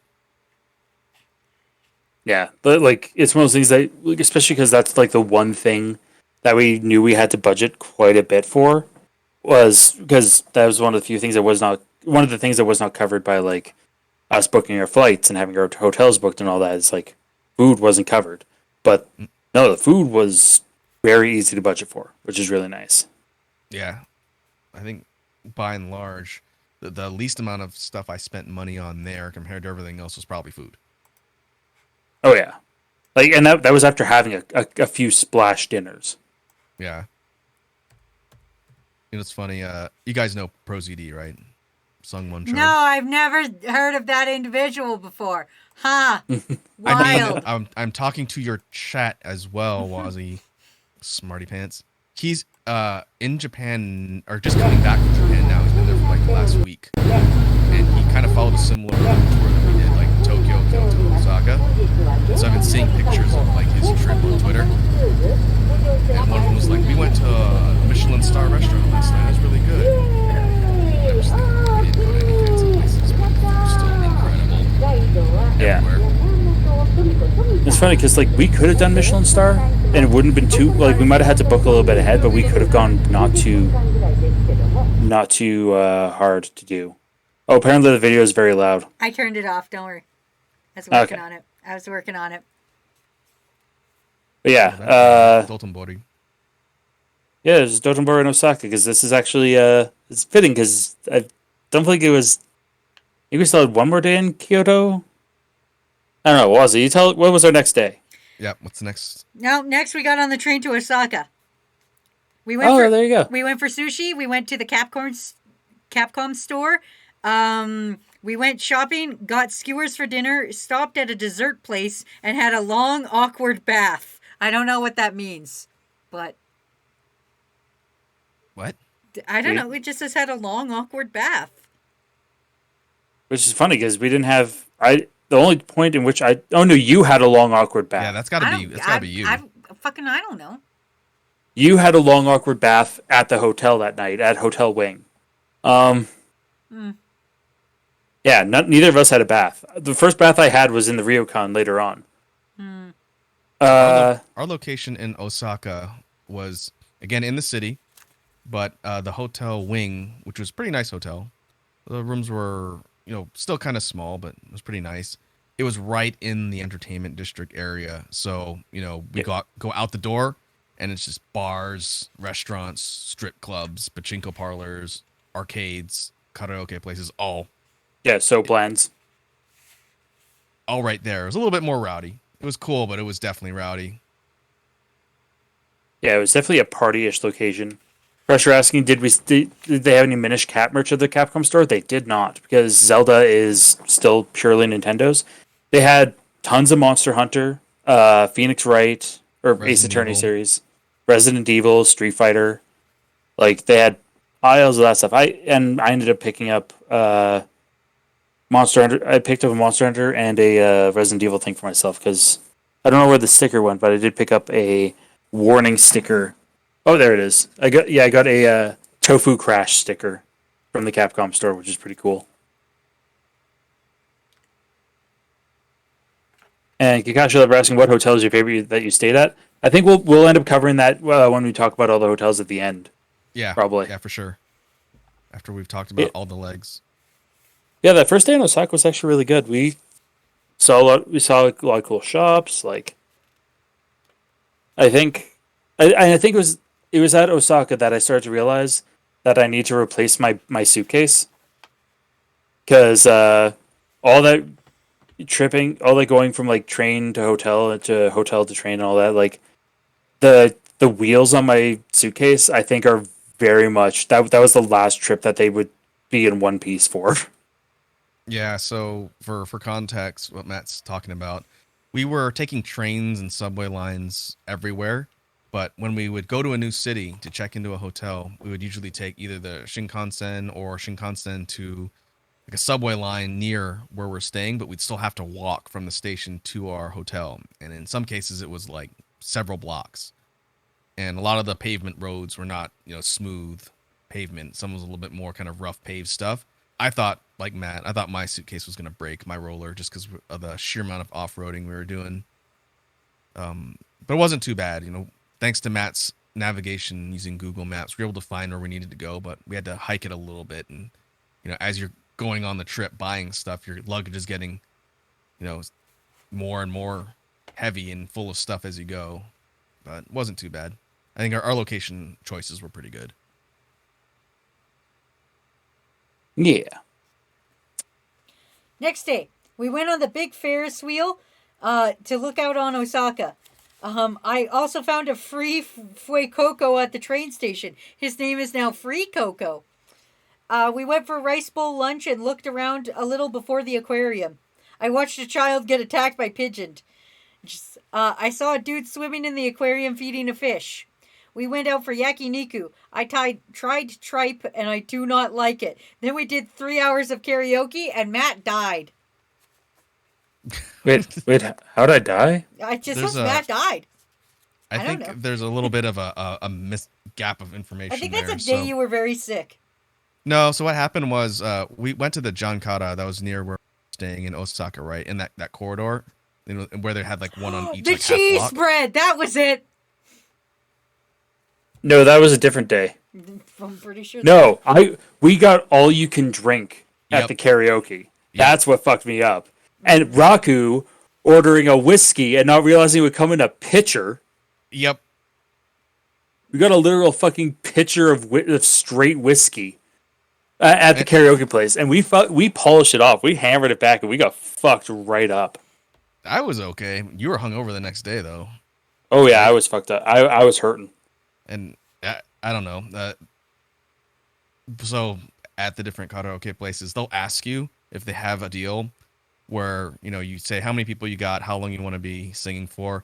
And this one had an all you can drink thing for like 1,000 yen more or something like that. Yeah, it was cheap. It was dirt cheap. They were like, yeah, of course. And all you have to do is just get a couple drinks throughout and we're good. And so you go in the room, private rooms, you key in all the music with tablets. That was consistent across every place. But then there's like another tablet where you can order food and drinks. And you just put it in there and someone just brings it to your room. And their picture of whiskey just had a cup of whiskey on it. And I was like, okay, yeah, I'll get some whiskey. And then it comes out, like Matt said, in like a little mini pitcher. And I'm looking at it going, well, I'm not drinking this whole thing by myself. So Matt we split it half and half. And we got fucked up on whiskey. Oh, man.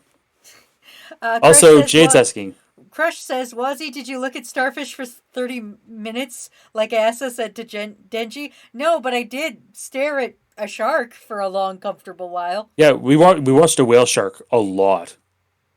But yeah. And Jade asking, how does Raku pronounce karaoke? What? How do you pronounce karaoke? Karaoke. Karaoke? Like it's supposed to be pronounced? Because it's a Japanese Karaoke. word? Yeah. Karaoke? It means empty Karaoke. orchestra. Karaoke. How to tell people you're not from Japan without telling people you're from Japan. Karaoke. Yeah. Pronounce it like Wazzy. Karaoke. Look, But, folks, I studied the language. You I was say communicating. you say it, then I'll say it, okay? Okay. Karaoke. Karaoke. Closer. Closer. Yeah. It's not bad. Yeah. As the communication specialist, I owe it to, my background to not butcher the language when possible. Don't worry about it. That's Don't worry fair. about it. worry about Karaoke. But yeah. Karaoke. But yeah. Pedaling back to earlier in the day, because that's the day we went to the Osaka Aquarium. That place was cool. Yeah, at the start of the day, Wazi and Raku went on a big old Ferris wheel that actually overlooked almost all of Osaka Bay, and and got a really wicked skyline shot of all of Osaka. Yeah, there'll be some footage from the Ferris wheel on my travel vlog.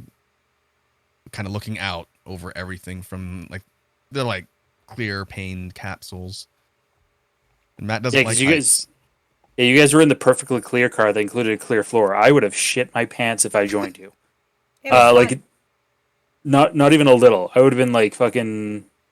I would have like legitimately passed out from freaking out. I do not do heights well. But yeah, you guys did that. While doing that, you guys were doing that. I chilled. By the time you guys came down, we were able to go to lunch. We found a little yokocho, which is a yokocho essentially just being like a larger building that has a bunch of like closely knit, very small restaurants. Like a food court. Think food court, but it was a food court inside a food court is essentially what it was. Yeah. And yeah, we had really good rice bowls there. We did the Osaka Aquarium. There was another one of those ones that was like, oh yeah, it's like a 2-hour wait to get in. So we essentially just chilled in the area. But no, the aquarium was freaking gorgeous. Like it's because the Osaka Aquarium's kind of deal is that it showcases the entirety of the Pacific Rim. So it shows like a little bit of all over the place, including some stuff that was a bit near and dear to home because they showed some stuff that was from the British Columbia coast.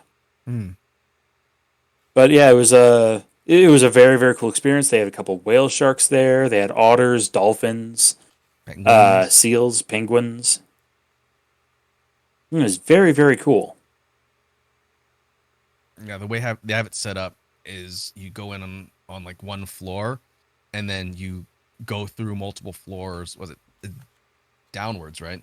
It was like 7 floors. Essentially went like a ton of floors up, and there was 7 floors down to go through the entire thing. It was actually really, really neat. The shopping center near the aquarium that we were hanging out in that's where I got the first entry in the gacha from the Tsumugi Bako series. Mm-hmm. If you want to know what happened with that whole thing, I recommend you check out the archive from my stream from last week where I talked about the gacha haul, and the entire saga of me trying to get that completed figure. Because I'm not going to go into it here and waste time, but yeah, it's fair. Beware, you can spend a whole butt ton of money in gacha stuff. Oh yeah, like we spent easily like $100 each on gacha. Like, Cool and stuff. that's not including the crane games. We spent a lot on crane games. Yeah. Oh yeah. I told the story about the figures that I got in that stream as well. Yeah, the 2 figs. Yeah, Still haven't figured out where I'm gonna put them. I need to buy a case. I need to do furniture in general, so like that's probably gonna change where I put stuff. See, Crusher saying, funny story, I went to the Atlanta Aquarium in 2009 with my brother, and we were looking at a whale that had an erection, and her kid asked her mom, what was that? What's that? And nearly died laughing. That Yeah, has a name. I just heard that in them talking about that when in a podcast with Pat and Wooly when you go whale watching. It's got a name. It's got a funny name for when you see the whale boners when they're out there in the oceans. Yeah. I didn't see that. We did get to watch them feeding the whale shark, which was kind of cool. Yeah, that was actually really neat. It's like feeding a giant swimming vacuum cleaner. Basically, yeah. And Kakashi ever saying, did you catch any cool Pokemon in Japan? We caught tons of cool Pokemon. Indeed. We got some shinies, some perfects, and some different forms. Yeah, because because it's the Oricorio that's unique to Japan in that area. I know I caught yet another Farfetch'd, like regular ass Farfetch'd there. There's a couple shinies. I caught one like on the way out there, and I caught one there. I didn't catch a huge amount of shinies, but I know Raku got a perfect Lugia, like perfect stat. Yeah, that's crazy good luck because perfect legendaries are exceedingly rare. Stretchy time. Oh, Read demands it. Stretchy time. Yeah. Okay. Next day. Next day. Yep. Keep going. Went to USJ. We did the Monster Hunter VR walk where we fell off a cliff. I waited 1 hour for popcorn. Matt won a Snoopy.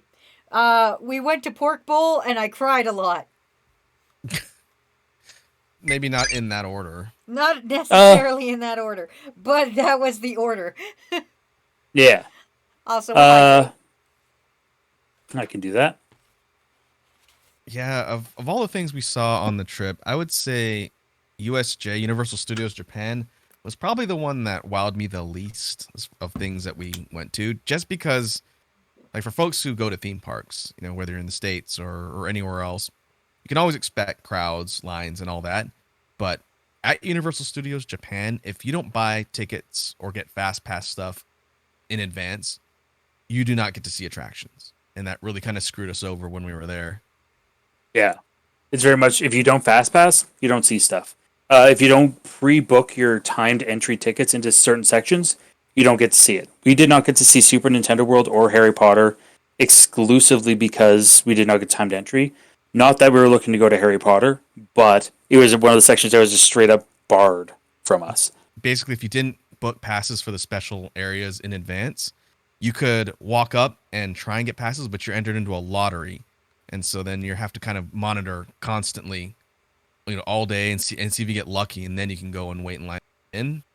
And so we only did the Monster Hunter attraction there, even though our plan was to see other stuff. And it was fun, and it was cool, just kind of walk around, but we didn't really get our money's worth as far as seeing stuff. Like no roller coasters, none of the other special attractions, just because it would have been... roller coasters were like a 3-hour wait. Yeah, like a 3-hour wait. Just wouldn't have been worth it. So yeah, if you're going to go there to like Universal Studios, like do some research and have a plan. Otherwise, you'll waste your time and money. Yeah. Also, I think another thing we discovered is because we also booked during like cherry blossom season / spring break, we booked in like one of the busiest seasons of the year accidentally. So it's more or less like if you go during a not busy part of the year, it might not be as bad. But we went during like a moderately to high busy part of the year. Yeah. I think the only way we could have done worse is if we booked during Golden Week. Golden Week, yeah. Yeah, Golden Week, yeah. Never go to Japan during Golden Week. That is not a time for Gaijin. That is a time for us to stay the fuck out of their country, let them do their tourist thing, and you visit after Golden Week. Next day. Or before. All right, go. Went to Okinomiyaki. Went to a gachapon and crane game place. I won several plastic toys. Raku won a Power and a Hololive figure. Went to Dodonbori. We went on a boat ride. We saw a beatboxer. We went to a used bookstore. Then we ate melisada from the back of a van. The footage you're seeing on the stream right now in the background is from the river cruise in Dotonbori that we went on. Mm-hmm. Yeah, that was actually very cool. And it was dirt cheap too, because it was like what, 1,000 yen a piece, so like 10 bucks Canadian a piece to go on a little like 20-minute tour and get some of the best shots of Dotonbori you could hope to get. It was gorgeous. Yeah, Dotonbori is like this kind of big entertainment district in the Osaka area, and this canal kind of goes up and down with the main, like, commercial and entertainment districts. So we were on this thing at night, and you could just see everything lit up, like all the businesses and restaurants. It's super cool, and you can take pictures. And Yeah. it's Matt knows the area from Yakuza, right? Yeah, Yakuza 0 and 2 has Sotenbori, which is directly based on Dotonbori to the point that, like, I literally walked into the area. I'm like, I know where I'm going. The map is almost a 1-to-1. That's how close Sotenbori is to Dotonbori. And, like, a lot of the shops are directly ripped from it. Like, the Don Quixote is in the same place. The big crab restaurant, the ramen place with the dragon on top. Both bridges are the exact same. Like, it was not hard for me to navigate. We had really good yakiniku there. Got to wander, like, we got some pretty cool stuff in shops there. Like, we got to really butz around. It was a fun time. It was busy. There was tons of people. Like, Oh, even yeah. at night, because I don't even remember what day of the week we were there, but there's big nightlife scene. People all over the place. Yeah, that's very true.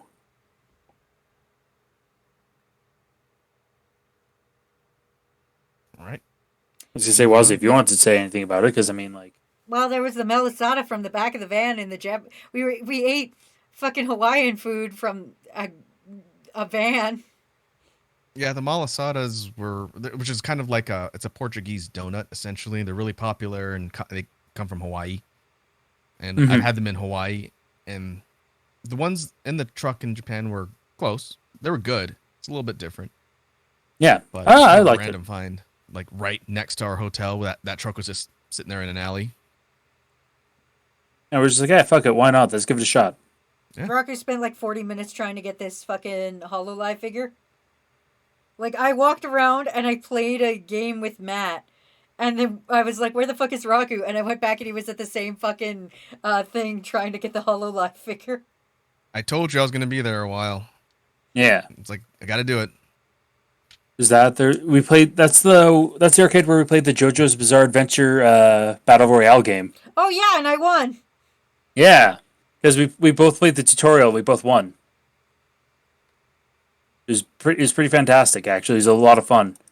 Rira is saying, Matt, did your cartographer skills help you navigate in Japan?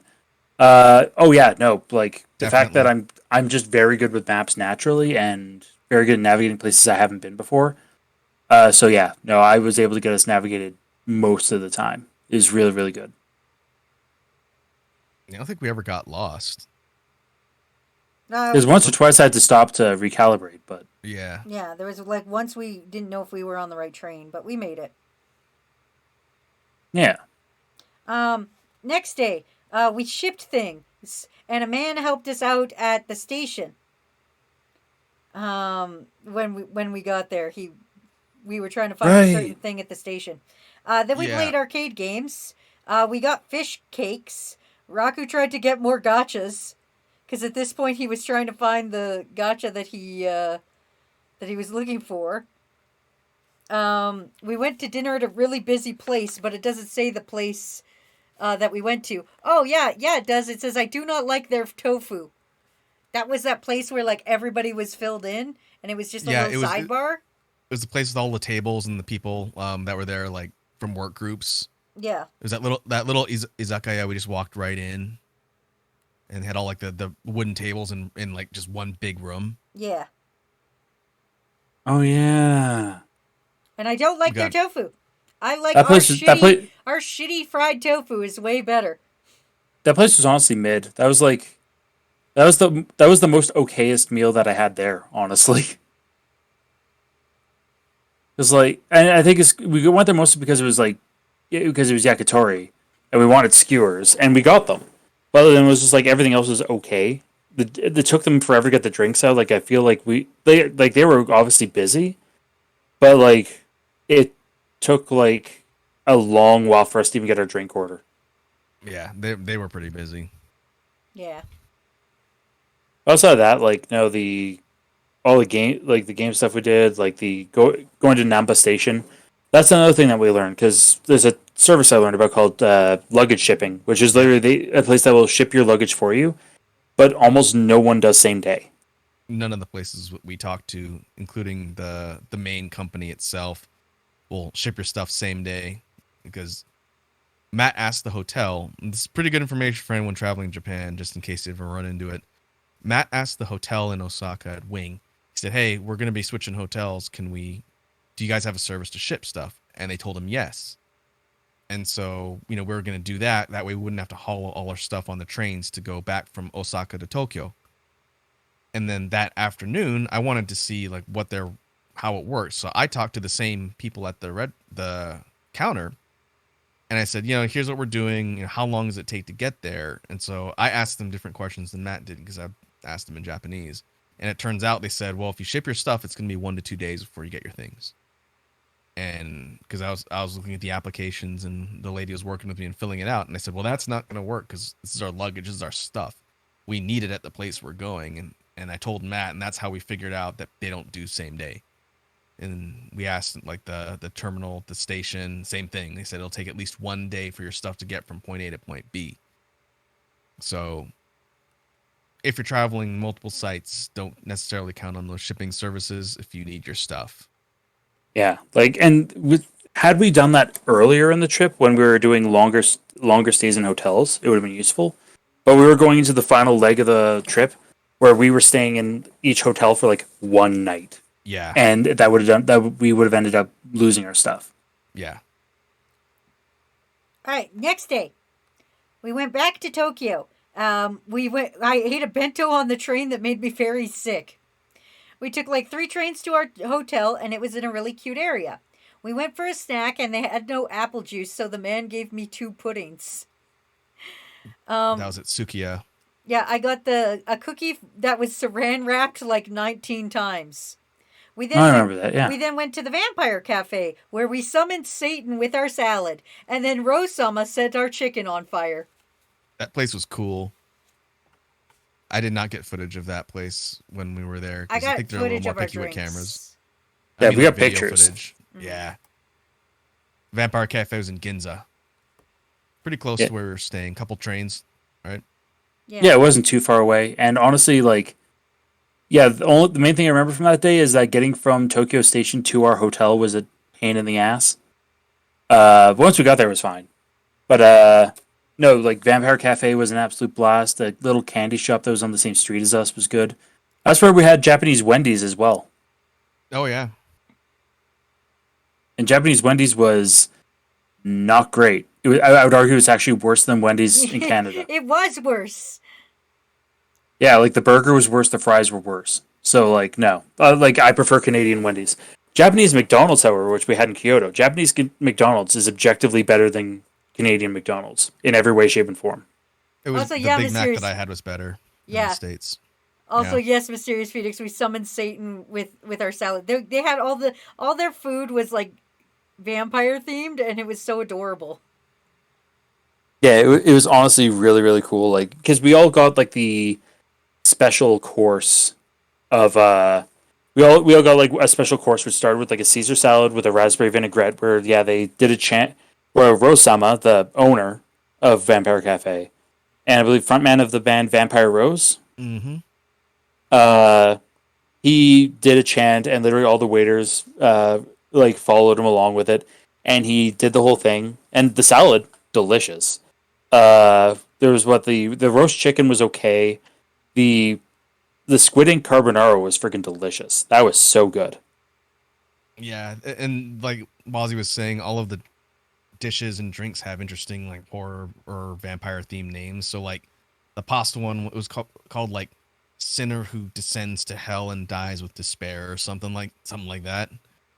Yeah, you get a big plate of a cream sauce pasta with a jet black squid ink that you mix in.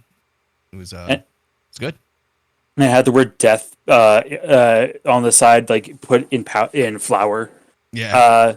We had little ice cream tarts at the end that looked like spiders, and Wazzy tried to put a spoon into the back end of the spider and flung ice cream onto the floor, and all of us are like, we are not doing this here. We are not going to leave ice cream on the floor. I tried to eat ass and it didn't work.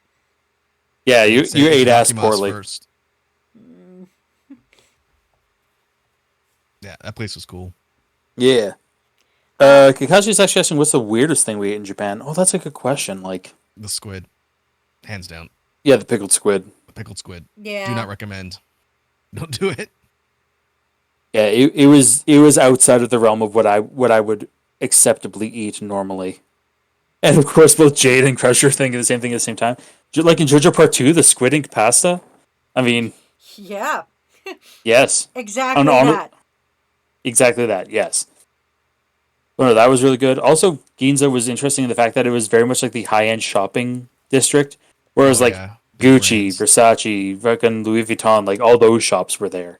And we were just walking around, the three people who could very clearly speak English, intentionally mispronouncing every fucking thing. Because man, fuck expensive brands. I want some Coco Channel. Versace. I'll buy some Gucky. Louis Vuitton. Louis Vuitton. Louis Vuitton. Next day, we went to the Dinky Fest. Well, actually, we took a We a took a taxi taxi. ride first, and then we went to the Dinky Fest, and we saw so many dicks, and I bought a whistle. You It bought was several packed. whistles. There's so many people there. I bought a whistle. You did. You bought a dinky whistle. I did. Then we went for sushi for lunch. We then went to Crane Game stores. I tried to win a shrimp cat, and the guy that worked there even tried to cheat for me. Cause like they come up and they reset the things, and the kid beside me was trying to win some Minecraft thing, and I was trying to get this shrimp cat, and he came up and was like, "Oh, like reset," and I was like, "Oh, okay." And he opened the door to reset it for me, but instead of like resetting it back to its start position, he put it more on the edge for me so that like it would be easier for me to get, and I fucked it up and I didn't get it. But then we went to a different one and Raku won me the shrimp cat. I named him Rattle, which is a combination of Raku and Tattle because the cat looks like Tattle. And then we went to some kind of pasta for dinner. Yeah, there's an Italian place in one of the malls in that area. And Yeah. Another important part is I bought a good luck charm at the Dinky Fest from one of the priests. But the priest that was going to sell me my good luck charm, he dropped his box of good luck charms and they all went on the ground. So I don't know if my good luck charm works or not. It might not. But yeah, that was Dinky Festival Day. Your Yeah, it guys' was cool. thoughts? I don't know if I would do that again. It's a cool thing to kind of see and experience, but the actual festival near the shrine was pretty small. You're looking at like maybe a quarter block's worth of area that you kind of walk through with vendors, and there's the shrine. But to get in, we had to wait in line for like over an hour, and the line just wrapped around the block. Tons of people. Yeah, it wasn't that big. It's not a very big shrine. I found out because some people I know were sending me videos of other like vloggers going to the festival. They observe that festival in different places, and I think it starts somewhere else before it gets to the shrine. Because I'm seeing footage of the festival in all these like big open areas with tons of vendors and whatnot. So Oh it's no, that's obviously the not... after event. The after it? event is on the 8th. Yeah. Oh, okay. Mhm. But not it's not there. It's somewhere else, right? Yeah. Yeah. But it was cool. It's in the area. It's just it's a different. It's on to different days. It's the 8th. It's the weekend of the 8th or something like that. Oh, okay. So we wouldn't have been there for it, kind of thing. I bought some nice towels. One of them is in my guest bathroom. Yeah. Yeah, the towels, the intense amount of candies. That hat that Wazzy was wearing for the majority of the day. Oh yeah, the Yeah. visor, the dinky visor. My dinky visor. Crush asking Matt how annoying is Wazzy been with the dick whistle? Not very, actually. Just Or because have I? I also procured a dick whistle, but I got it because it's also a bottle opener. So now when people want me to open like a bottle of beer or something at my place, I can say, "I'll open it with my dick," and people will be like, "Excuse me." Never gets old. Never gets gets old. old. Kakashi says, "What's the weirdest animal you saw in Japan? A rat." I'd never seen a rat before. It was exciting to finally see a rat. That And was it in Osaka. Yeah, Osaka, which was easily the if I was gonna say the dirtiest place we went to in Japan was Osaka, specifically Dotonbori. Yeah, just the sheer amounts of people, and not like American city like New York, dirty, but dirtier compared to everywhere else. And that you would see trash sometimes and rats.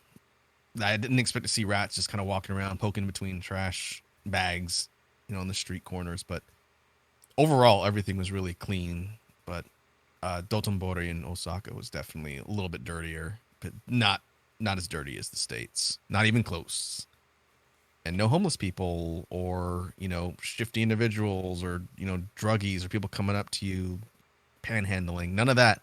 If you live in a big city anywhere else, none of that in Japan. Sure, it exists, but not where we were staying. Yeah, I saw exactly one homeless person the entire time we were there.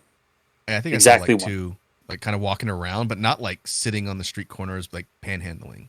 Oh, there was no panhandlers. Yeah. The one busker we saw was the one fucking beatboxer. That was it. Yeah. Rats are not outlawed in Canada. They just in Alberta. Just Alberta. Yeah. As pets? As anything. Anything. No. They're not allowed here. It's illegal. We have full on rat patrols. Yeah. Rush asking, did you beatbox with the beatboxer, Raku? I did not. There's a big group of people there, and I didn't want to like go and bug the guy and be like, "Hey, what's up? I can do beatboxing stuff too." But I did toss him some coins. He's better than me anyway. He would have destroyed me. I battled Raku. Nobody wants to know about my sweet beatboxing match with Raku. Yeah, You want to post the results of that? Yeah, I can post the results of that. I'll have to censor it, but because you're on camera and you don't like that. But anyway, next day, we got up and got. Wait, because the other thing I wanted to talk about on the taxi day was actually the taxi ride, because that was the first time we'd ever been in a car in Japan. And that was an interesting experience because we got like full freeway driving, small roads. I know Wazzy got super motion sick from it. I did. I almost vomited. I was like, how do I tell this poor Japanese man that I'm going to vomit? It's a good thing you didn't. I didn't. I sucked it back. It was a gross experience, but I did it. Yeah. But I wasn't going to be sick for Dinky Fest. Yeah, but the taxi in general was actually, it was an interesting experience. Also not as scary as cabbies in the States. Way more expensive though. That was every cab ride I went on, that was a fucking pricey cab ride. Yeah. I think if I were to do something differently on the trip when it came to getting from like the stations to the hotels, like a couple of the spots we were at, I think I would have sprung for a cab just so we weren't hauling like our bags for like 12 blocks. Yeah. I would next time I go, I will definitely not be afraid to spring for a cab more often. Yeah, it's just kind of like one of those things where, especially if you're traveling a big distance like at the last place, it's not bad, but it would have been less strain to just, split, like chop a cab and get there. Like, I'm glad I did that for the airport, man. Like, oh yeah, looking at the lines I would have had to take to train to the airport. Yeah, it ended up being worth it. You guys can talk about how you guys got out at Narita, but for Haneda leaving, I definitely am glad I paid for that. Absolutely, yeah. But Wazzy, I'll let you talk about the next day. We went on a train to Hakone. We walked up to the falls and found a cute little couples and duck shrine. There was lots of waterfalls. I fed a duck, but I also spilled all of my duck feed on the ground. We walked through a really mossy area with a bunch of graves. There was and we went to a little cafe for lunch. We took our shoes off and were escorted down a long hallway to our suite. Oh, this is when we get in the place. We got to our Ryukon. Yeah, we got we got to a private onsen. And I got to go in first because I beat Raku in a card game. But I needed a new yukata robe. We all took turns going in and we watched TV. I wasn't on the TV. We went to the group one, but it wasn't any bigger. I went to the private bath, and then we got to go to sleep on futons with big giant blankets. And then I will save the next day because it kind of just runs right directly into the next day. Man, Hakone was so nice compared Yeah. to like all of the kind of city and more urban spots. So like the city of Hakone, it's more like a kind of town. It's what about an hour or so from where we were From where we staying were in Kawasaki, yeah. in Kawasaki. Yeah. So it was like Kawasaki to Odawara and then like a train from Odawara to Hakone. And it's like out in the hills, less like big city and more kind of just like hills and smaller town, but so pretty and like so mellow and chill there. It was the nicest spot to me that we saw for the trip. And Oh yeah, then by a long shot. the Japanese inn, the ryokan that we were staying at, is a bit more of a unique experience because it's again like a traditional inn. So I think they said it was like almost 100 years old. Some parts of the building. Over. Like a lot. That inn's been around for at least a couple centuries. Yeah, and so you go in there and it's very kind of rustic and you have a series of rooms that you stay in and they bring you courses for dinner. It had half board, so it was dinner and breakfast the next day. And they have hot springs on site that you can go and soak in, but our room had one in the actual unit. It's another thing I have footage of, which is nice. It means we could just, like Wazzy said, take turns and go sit in the hot spring inside the actual room, which was awesome. Yeah, we didn't have to share with anybody. That was great. Yeah, I'm glad we did that. That was a good choice, just because it's right there. Yeah, it was a bit pricier to get that, but it was more than 100% worth it. It was one of the best spent cash that we spent on the entire trip. Yeah, I agree. Even chopping three ways for the one room and that setup, worth it to me. Yeah, 100% worth. What do you think, Was? It was really nice. I really enjoyed going in the hot spring. I'm sad I couldn't go in the public one, but I have tattoos, so I wouldn't have been allowed, but that's okay. I still had fun in the private one. Matt and I Yeah. went in the public one. But It I wasn't that busy, so no one was there. Yeah, but I wasn't as jazzed about the food there. It was very traditional, and I just wasn't jazzed about it. So have you told crew that technically we all saw each other naked? Oh, yeah, 100%. Yeah. Oh yeah. For better or worse. For better or worse. What happens in Hakone stays in Hakone. Except for when we talk about it on a stream, apparently. Yeah. Yeah. Next day, we ate a weird breakfast and then went, we laid in the futon, until it turned out our leave time was at 10 a.m. So I had the most rush shower in my life. And then we rested up for a while before we got back to Tokyo and went to BNA Wall, which was a really cool hotel with so much art. We went back to Akihabara to buy some stuff and to go to 3 hours of karaoke before hanging out at BNA Wall. That hotel was cool. So like the whole kind of gimmick that Wazzy's talking about with this place, this hotel, is that all of the rooms are designed and created in conjunction with artists, with like collaboration and participation by the artists. So you have all of these really uniquely decorated and designed rooms that are wildly different from each other. And then whenever you stay there, a portion of the fee gets paid to the artists. And so we were in some pretty wacky rooms. You want to explain what you booked for us, Wazzy? I booked, for me and Matt, I booked the Ultimate Game Room, which had a wall that you could play Othello. Yeah, you could play board games on the wall. There was a big giant nose lamp in the room. There was basketball hoops. There was a board game on the floor. The table was made out of Jenga blocks.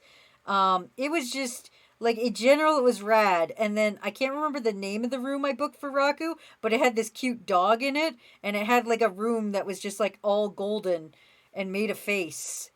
And, I did yeah. see in the chat, Rira was asking how was the futon beds at the ryokan. They were good. You're on like a wooden platform, and then it's just the mattresses and like the covers and everything, but it was fine.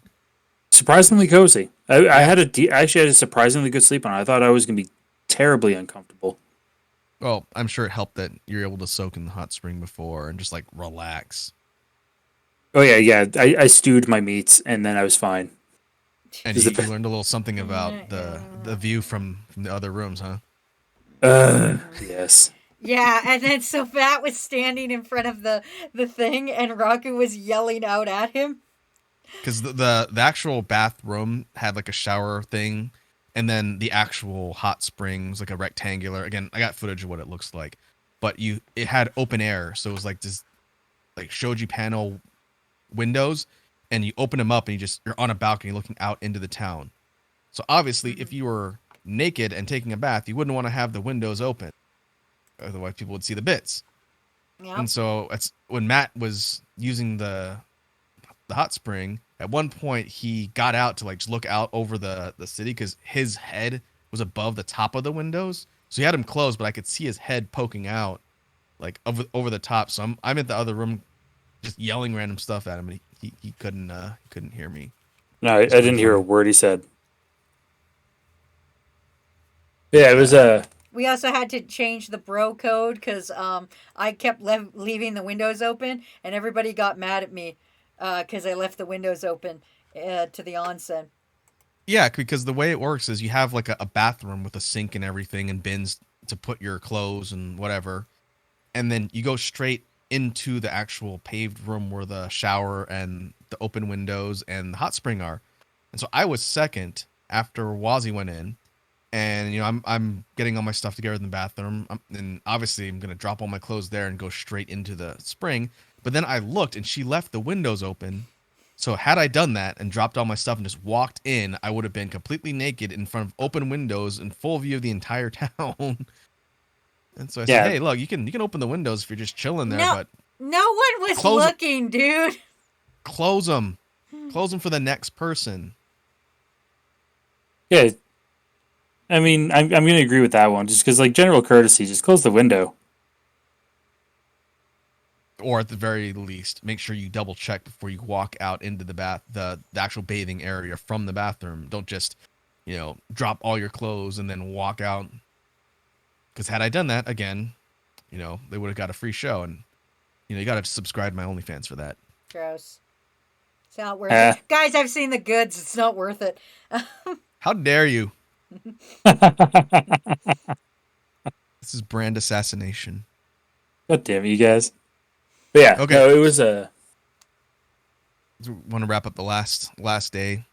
Yeah, not much happened on the last day, but you want to talk about the Avatar Cafe? Yeah, last day we went to the Dawn Avatar Cafe, which is a cafe where it's all robots run by people who are disabled and couldn't normally serve you. They have a number of different disabilities, and they get to work these little robots that will come out and serve you. And that's where we went for our breakfast on our last day. Yeah, it was cool. Yeah, it was cool. It was very tasty too. Like, it was good food. They talk a lot. I'm very glad we didn't get a table with an actual avatar at it, because damn, they talk a lot. If you book ahead of time for the actual private, like not private, but like dedicated tables, there's a person who's controlling one of the little AI bots on the table, and they talk to you the whole time. And this one, like, grandfather and his grandson were there, and so they paid for it, and we could kind of hear. And this lady is talking to them in English, pretty good English, I'd say. The whole time is like a whole experience. But yeah, it would definitely be a lot of talking. It was a cool cafe. It's a really neat concept. I wish we did more things like that here.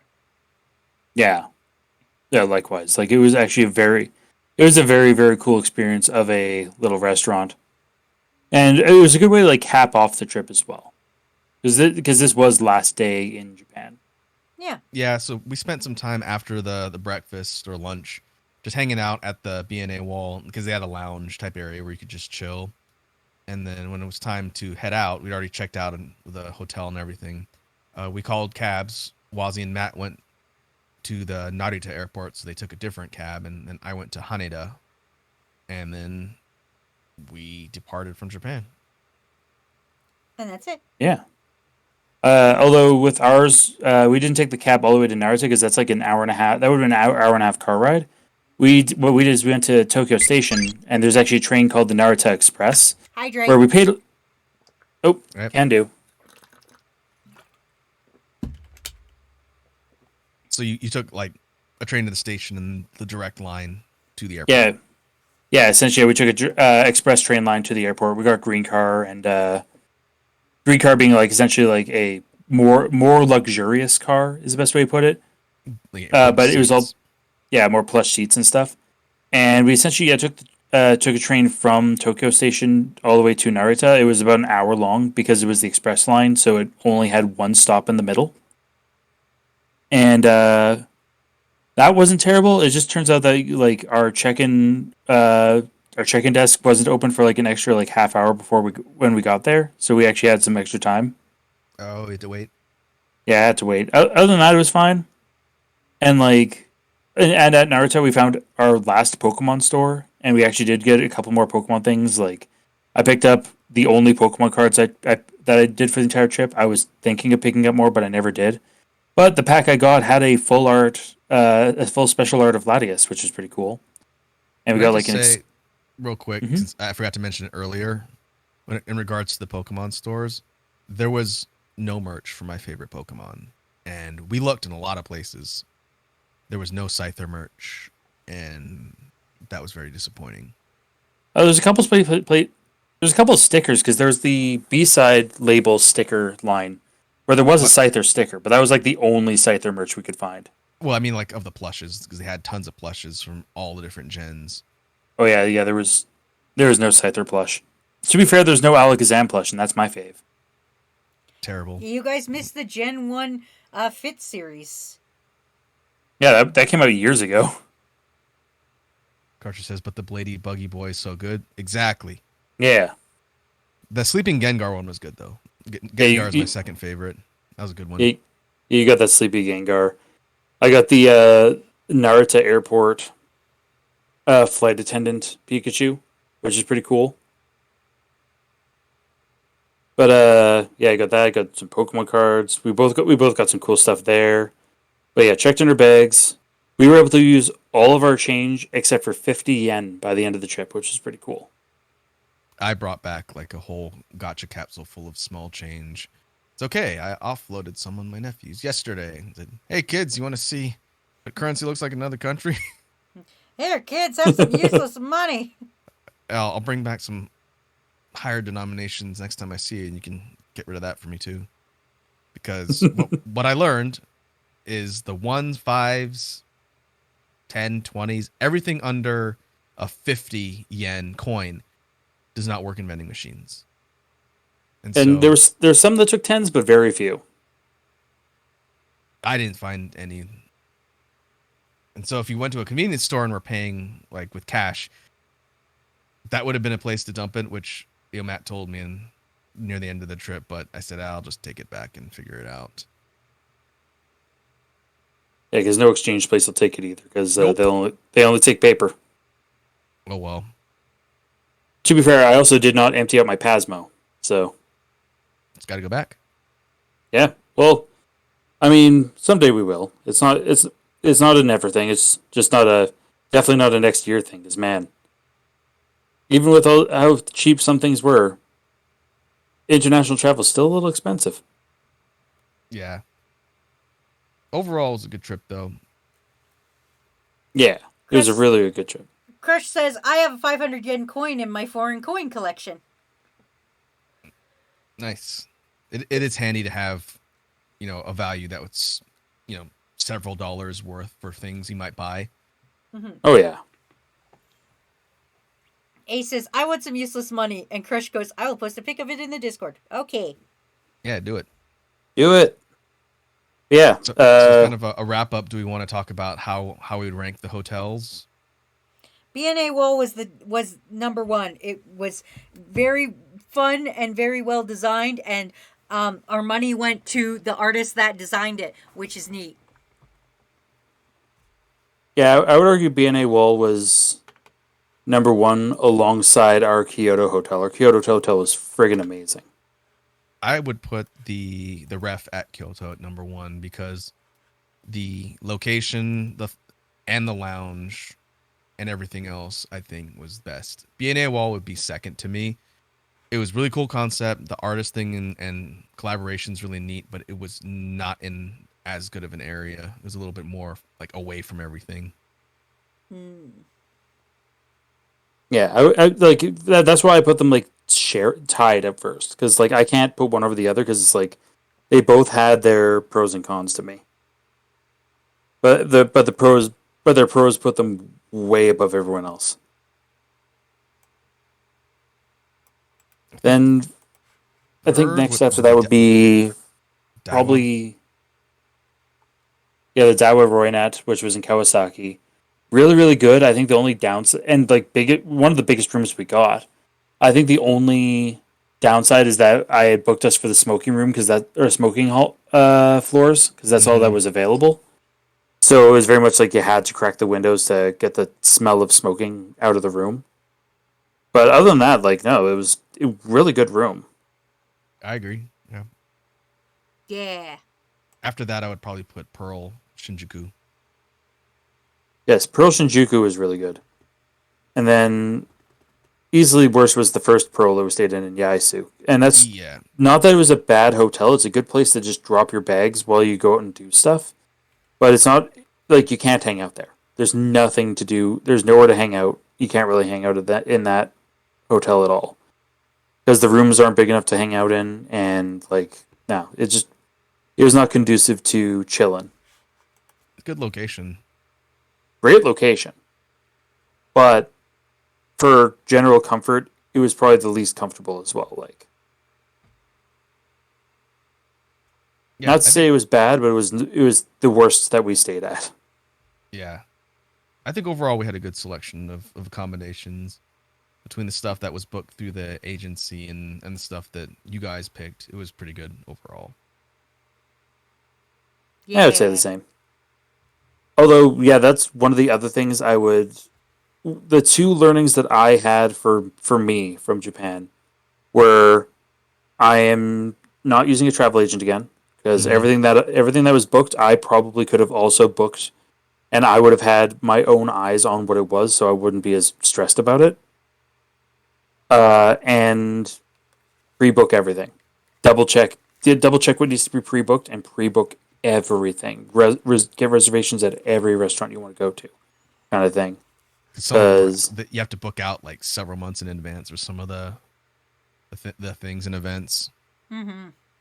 Yeah, like Pokemon Cafe, we missed out on because it was one of those you had to book like around 30 to 40 days in advance. It was 30. It was already booked because it opens at like fucking like 3 a.m. our time or some shit, and I just missed it. Yeah, and anyway, it is what it is. Let's wrap this up. Crush says it's from 2008 when my sister went to Japan on a school trip. And Lord from 8 says, I came here to drop knowledge bomb. Gen 8 and Gen 7 starters are the same, but different animals. They all evolve into a musician, a sharpshooter, and an athlete. I don't know what I can't remember what 7 and 8 are. That's Alola and Galar. Anyway, we're going to close entries and pick a winner. Giveaway is closed. Are you guys all fucking ready to pick a winner? Do it. Okay, here we go. Yeah. Here we go. We're going to pick a winner. Doo-doo-doo-doo-doo! Snake! Oh, nice. Congratulations, Snake. You have won one set of shrine bells from the shrine in Hakone. I will message you about that in a bit. May or may not be actually lucky. I mean, it may or may not contain luck. We don't know. Don't worry, there will be more giveaways on different days in the future. I just gotta wait for the one shipment to drop off more stuff from Japan, so that we all have more shit to give away. Cool. Anything else you guys want to say before we go raid? No, it was fun. I would like to give a special shout out. Thanks to Wazzy and Matt for inviting me on the trip. I don't know if I would have gone if I didn't have friends to go with. And it was definitely a lot of fun. Can't wait till we go back. Yeah, we had fun. Yeah, it was a blast. Can't wait for the next one. All right, crew. I missed you the entire time, so next time I won't go as long. Man, I can't do that. Anyway, we're gonna go get Frost, because we can and we are. You're not my boss. You can't tell me what we're doing. Anyway, I love and appreciate you guys. Thanks for fucking stopping by. Until next time, don't forget to kick names to take ass. Bye. Yeah. Bye. Bye, everybody. Bye. Get out of my house. Hey, yo. Back again. It's been a minute. This next song goes out to one of the coolest dudes I ever met on the internet.